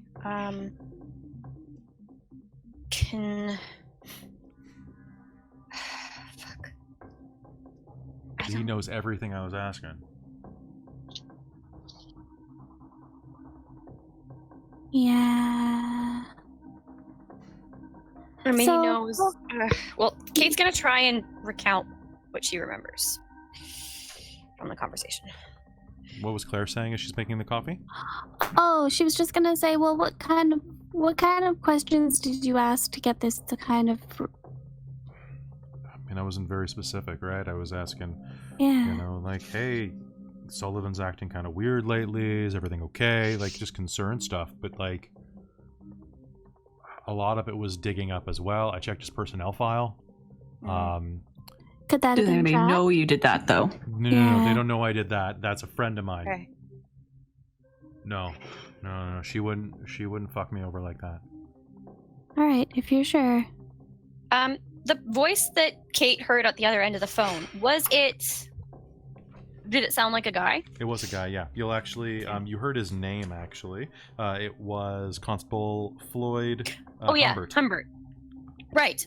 So, Floyd Humbert. That's who it was. That's who called.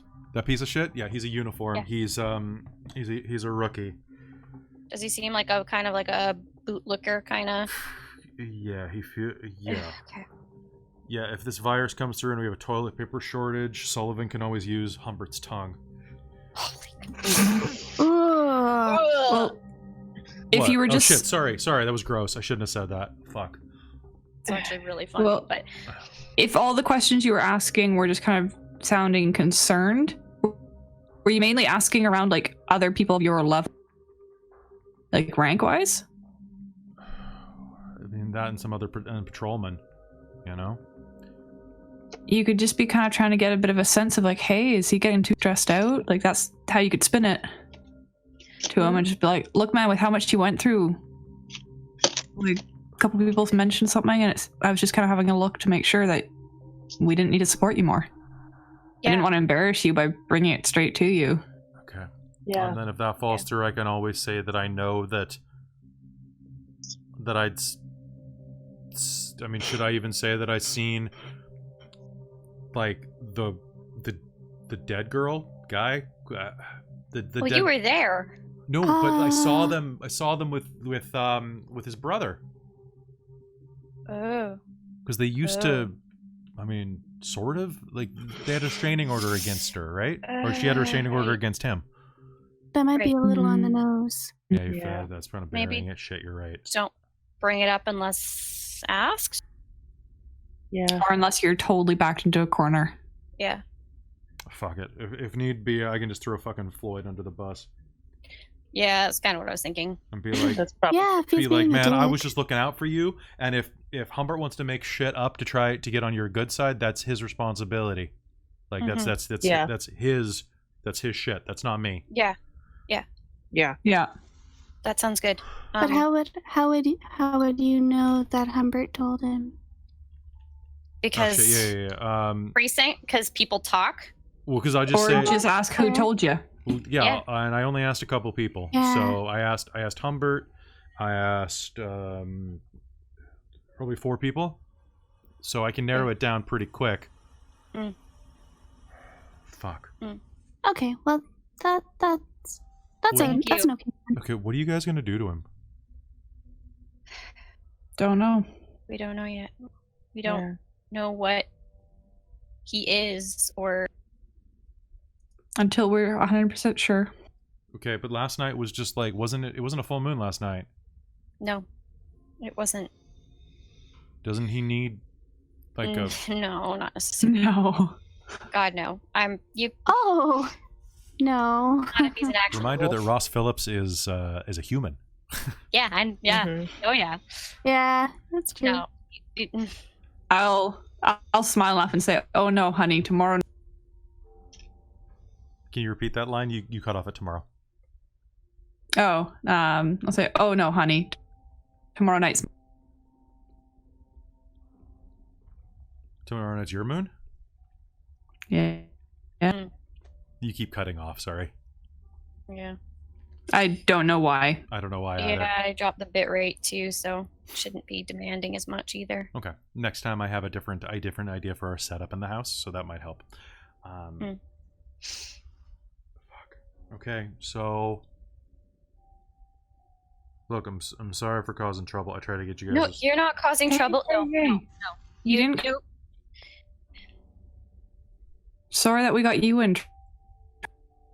Your pack. We look out for each other. Yeah. Thanks. All right. What are you gonna do when you catch him, though? Are you gonna kill him? I don't know. I hope not. I don't know. I mean, he seemed like a douche. Not something we but- like to do. But we gotta protect the territory and everyone who's in it. And if he's killing people, Like, If it's something the if he's human covering law up his can- first shithole of a brother, then look, if you need, I know a couple of CIs in the area that I could put you in contact with, criminal informants. The people that work for either the Triads or the Russians, or through here, there's actually a little bit of Polish mafia, and then the street gangs. Like, I know people who can get rid of stuff if you need that. Like, these are not people that I want to deal with, mind you, but if you need it, I think we'll be good. But we'll call. okay, I appreciate that. Thank you. Yeah. But I appreciate you Yeah. offering. Just in case, it might be best if you get back to your place. Yeah. If he comes looking for you. Did you drove, right? Yeah, I took my own car. Okay. Do any Does of you... Kate mention about that car? Yeah, she will. At this point, just Yeah, I drove my own car. I don't know. Okay. Okay. Why? There's a chance you were followed here. Huh. I might just be paranoid. I just be careful, okay? Yeah, absolutely. What are you guys gonna do tonight? You gonna keep going, or it's like about 9 o'clock? I'm not sure what more. We have to until the hunt is done. Yeah. Okay, well, One way or another.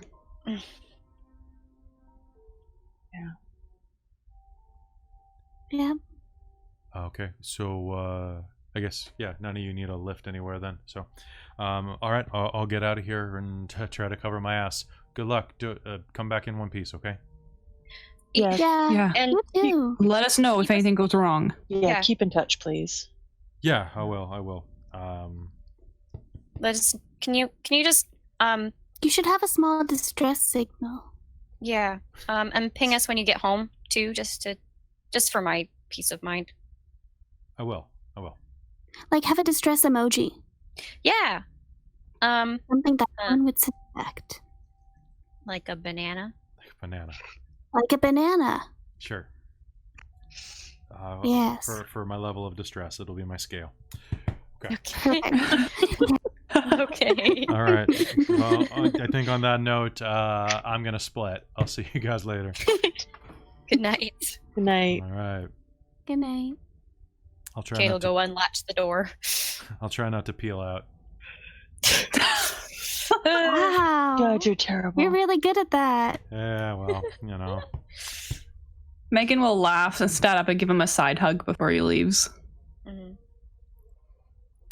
He'll kind of give you a quick nod into it, and we'll set his cup and plate down and head out the door and let Kate latch it behind him. She'll also give him like one of those side hugs, but to let him as she lets him out and latch it behind him. Okay. So With that, she'll remember the rest. Now what? Megan's gonna just wait also by the door. I'm sure there's a small window or something just to like make sure he gets in his car and leaves without being like accosted. Yeah. He gets in his car and pauses for a moment. You can see the light shine up on his face from the front seat. He kind of glances back at the door. Back in the room, there's a brief moment and then a ding in Claire's pocket.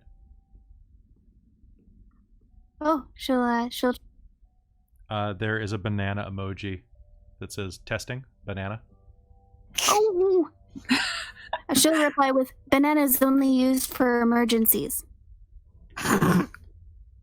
My bad. But got it. Okay. And he will he'll drive off. Perfect. I have a feeling that if he had just texted the banana, we all would have been like, instant Garu, and like run out, must protect. Burst out the door. Basically. Scare the crap. Well, All right. So how's everybody doing just now? Just doing a quick player check-in. How are you all doing for the night? I am really tired. I'm getting pretty tired, I think. That's fine. So I'm we'll- halfway through an energy drink because that's this much easier. It's gonna be pre-session.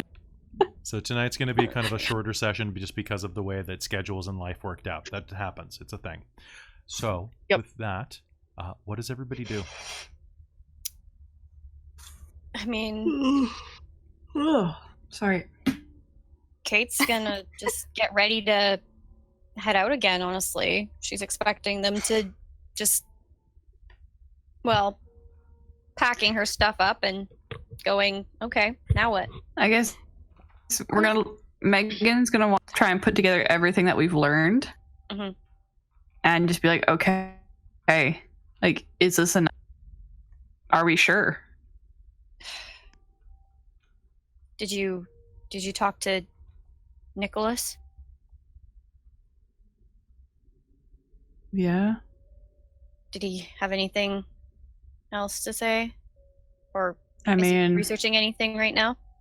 he's having a go at seeing if he can find anything else out about them, if maybe one of the is Right. related to them. If Okay. that's why Val's mark was there. But I wanna talk to the brother.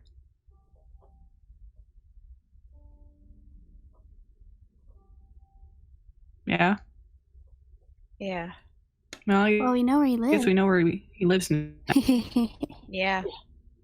So maybe that's the next stop. Yeah, I actually... It sounds like he hasn't done anything himself. No, but he might know something. Yeah, that's true. Right, and you were gonna say something? No, it's fine. I'm just gonna. Speak up. No, it's nothing. I'm not sure the brother has anything.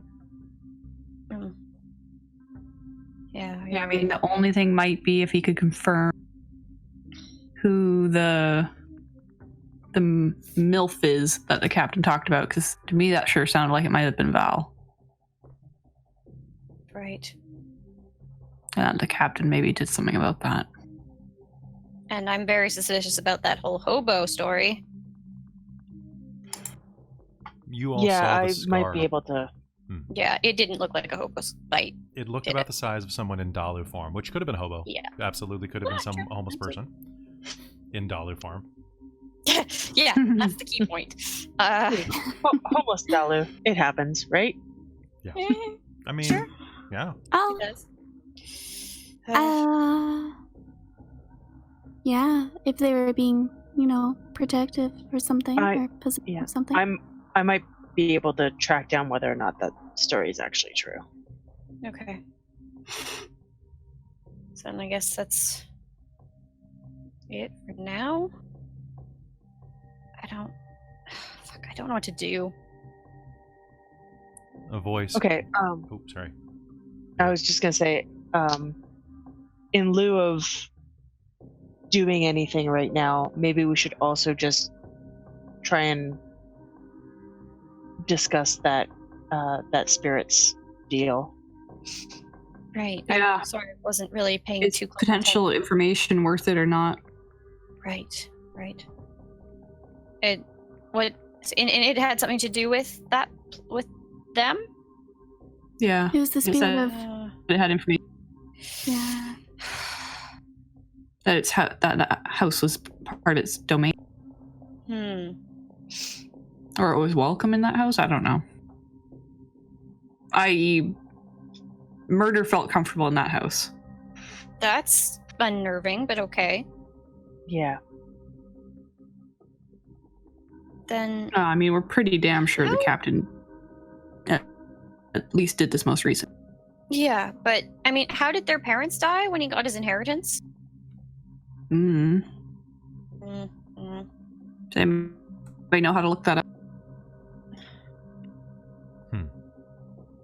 Seems like an old case file or something. I don't want to get Ross more involved though than he already is. What about death Well, I mean, what about the certificates? news? Oh, Or- yeah, sure. or Good.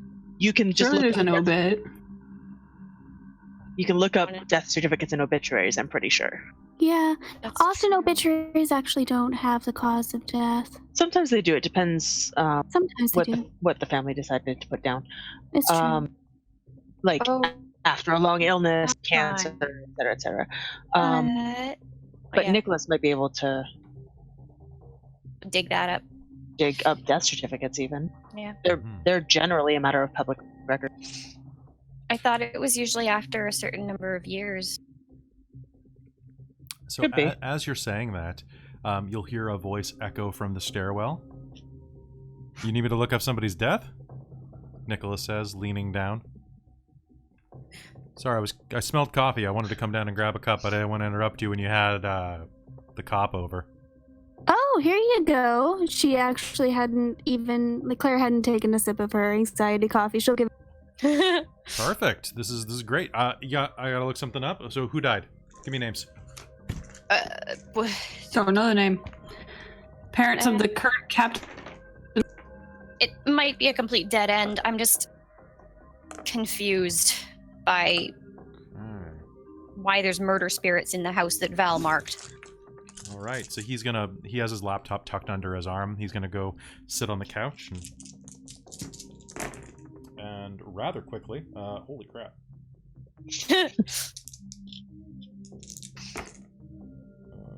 Damn, that's only 4 successes. So he's going to quickly just run his fingers over the keys, pulling some things up. All right, Mark Sullivan. There aren't very many Mark Sullivans in the city, if you can believe that. Mark Sullivan, father unknown. Perfect. Mother. Mother is Margaret Sullivan. Was Margaret Sullivan. Died. Oh, hey, look at this. February 28th. 2011. That's 9 years ago coming up. Okay, cause of death. Okay. Stuff's actually pretty easy to find if you know where to look. That's why we keep you around. One of them. Cause of death.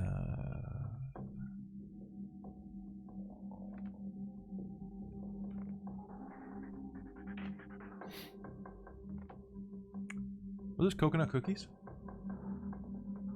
Oh, yeah, they are. Helps me search. There you go. She'll give him a little plate of like 4 of them. No, 3's plenty. I gotta watch my waistline. Then stop trying to snag my Pop-Tarts.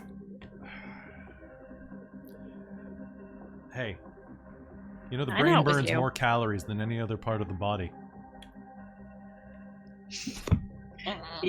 Need that sugar boost. You're making me do all the brain work. I gotta do all of the snacking, okay? And Pop-Tarts are a great source of those. But I gotta be sensible. That's why I left you a couple. He continues to type away on his laptop. Looks like accidental death. Oh. What kind of accident? It's kind of hard to say. They, when it's, look, if it was something like a mugging or like suicide, that's usually there. But this looks like, slipped and fall in his house and like smash his head on the stairs or something? Or two stairs? Or... Give me 1 sec, okay? I'm going to see if I can pull up any death certificate or anything like that. It's going to require me doing a little bit extra work. Okay, that's a bad avenue. He takes about 10 minutes checking records. You hear him, he just do a couple of fuck. Come on. Does anyone know what he's actually doing? What's he doing? There we go. He's accessing... Not really, no. Okay. Scouring the internet? Scouring the internet. That is... I know how to Google, but I can't find this shit. The deep web. The deep web. After about another 10 minutes of searching, 3 coconut cookies. Nicholas pulls it up. Okay, so... I've got two conflicting stories here. One says she passed in her sleep. That looks like an official story. The accident thing looks like there was an accident with her medication. Oh. So that's why I had to spend extra time looking. The cause of death was that she was on a heart medication. Oh. Did one lead to the other, maybe? From the looks of it, yeah. The reason that this was a problem, I just pulled up a tox screen on the body. Her meds are swapped. Yeah, it's what it's looking like. Was she living? I guess you don't know if she was living with anyone at the time. Sort of hard to say. I have this. He'll kind of look at you with a slightly wolfish grin and click a button because he got 4 successes on that part. And he'll turn the screen around and you'll see a text transcript of a 911 call. Huh. Called by Philip. Oh. My mom's not waking up. I don't know what's going on. She won't wake up. I need help. Help. Help. It's a perfect transcript of him calling in and it looks like panicking. The audio logs would have been purged by now, but anytime there's a death, they usually do keep a backlog of the text. Yeah.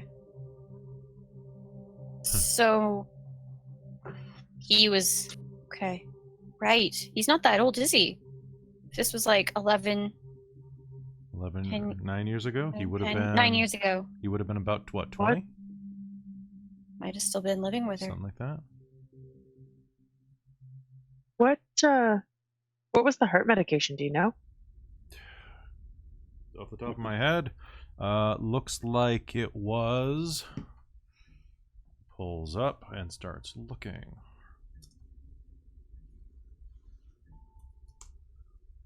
It was an older one, actually. It was... Where is it? Sorry, I had it in here a minute ago. It wasn't a beta blocker. She was on... actually, Caitlin, out of character real quick. Something that would have been prescribed in the 1980s, not lithium. What's the word I'm thinking of? It would have been some beta blocker? It would have been a beta blocker or something that would have been prescribed in the 1970s or 80s. It would have been nitroglycerin. Oh. Nitroglycerin can be or used to be prescribed for heart medication for people with arrhythmia. Yeah. Yeah. I don't think it's a beta blocker though. No, it's not a beta blocker. That's what was confusing me right there because I couldn't remember. Oh, okay. Yeah. And nitroglycerin side effects include headache, dizziness, lightheadedness, nausea, flushing. Headache is often a sign that something is wrong. And it has interactions with erectile dysfunction medication. Yep. Yeah. Oh, it doesn't actually look at it like it has terrible... I mean, it can drop her blood pressure like a lot and just basically bottom her out. Actually, and the best part about it is that if you OD on it, it can basically stop your lung function. No. According to WebMD, anyway. So that's a really easy way to kill someone in their sleep. That's fucked up. You want to know the best part about this? I'm sorry. I'm being a little fucked up with this, but you want to know the best part? What? That place that Val tagged? Mm-hmm. Yeah. That's her house. Nobody gets Vancouver real estate unless it's a hand-me-down.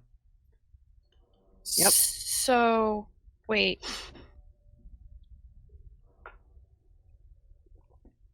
He inherited her house. He inherited her house, and you said the brother wasn't living there right now? Yeah, the younger one's not living there.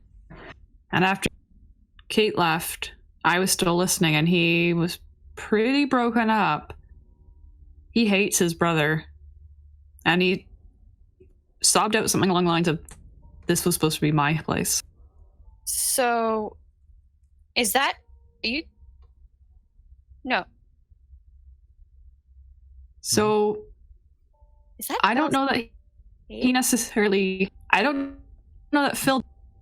My money would be on the older brother.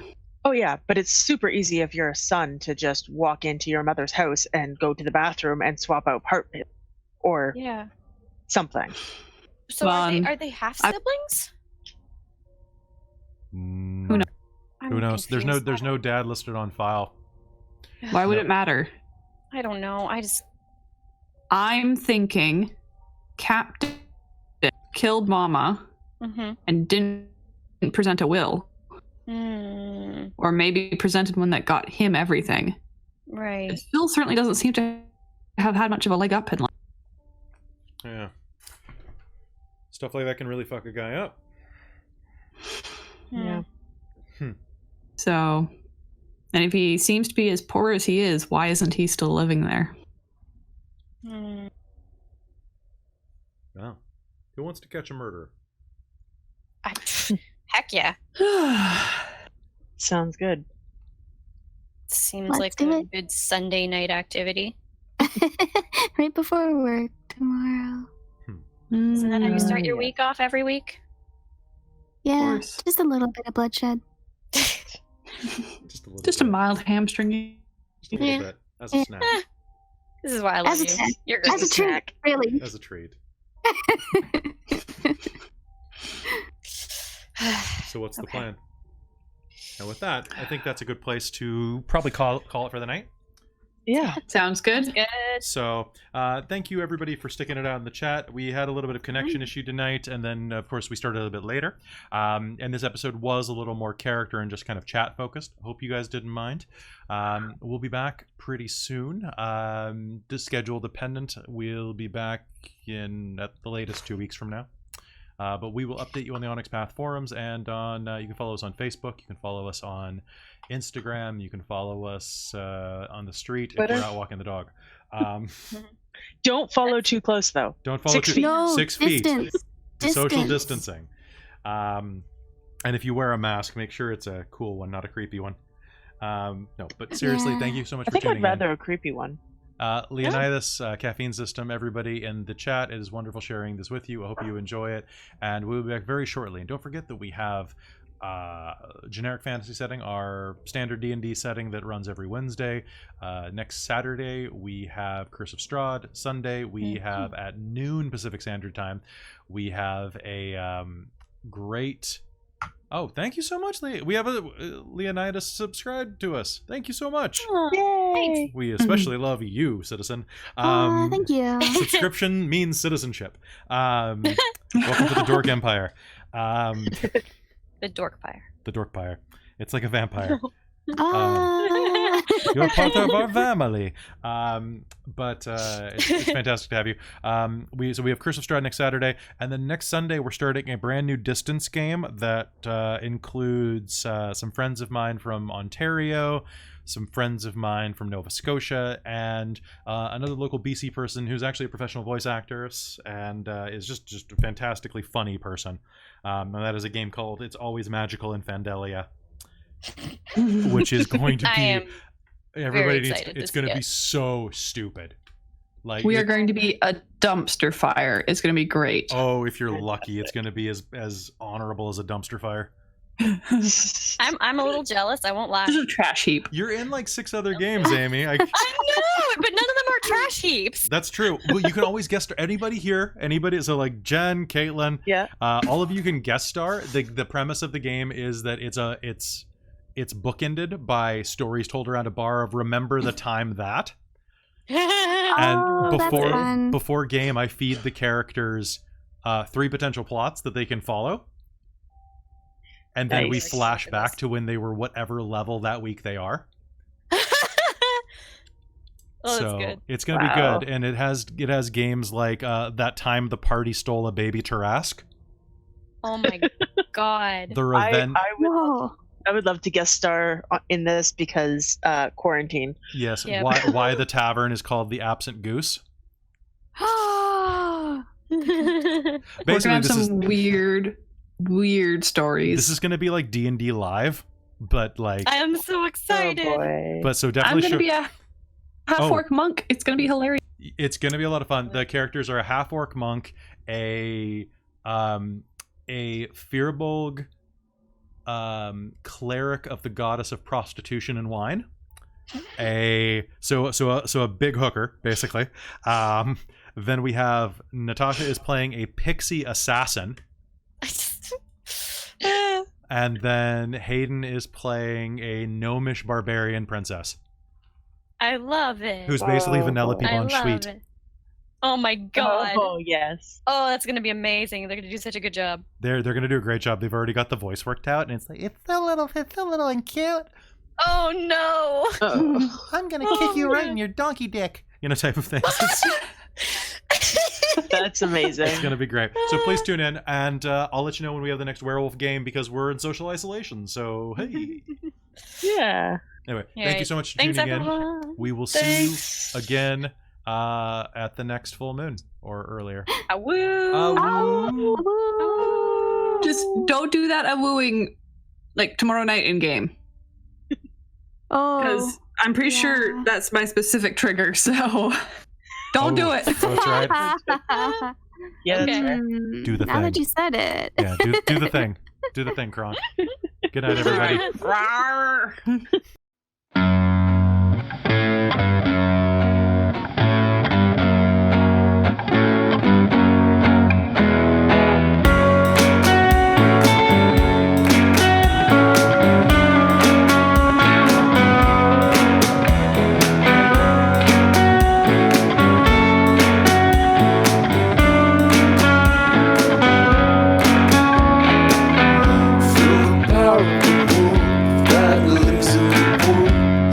Comes to my back door from time to time. Shake the hand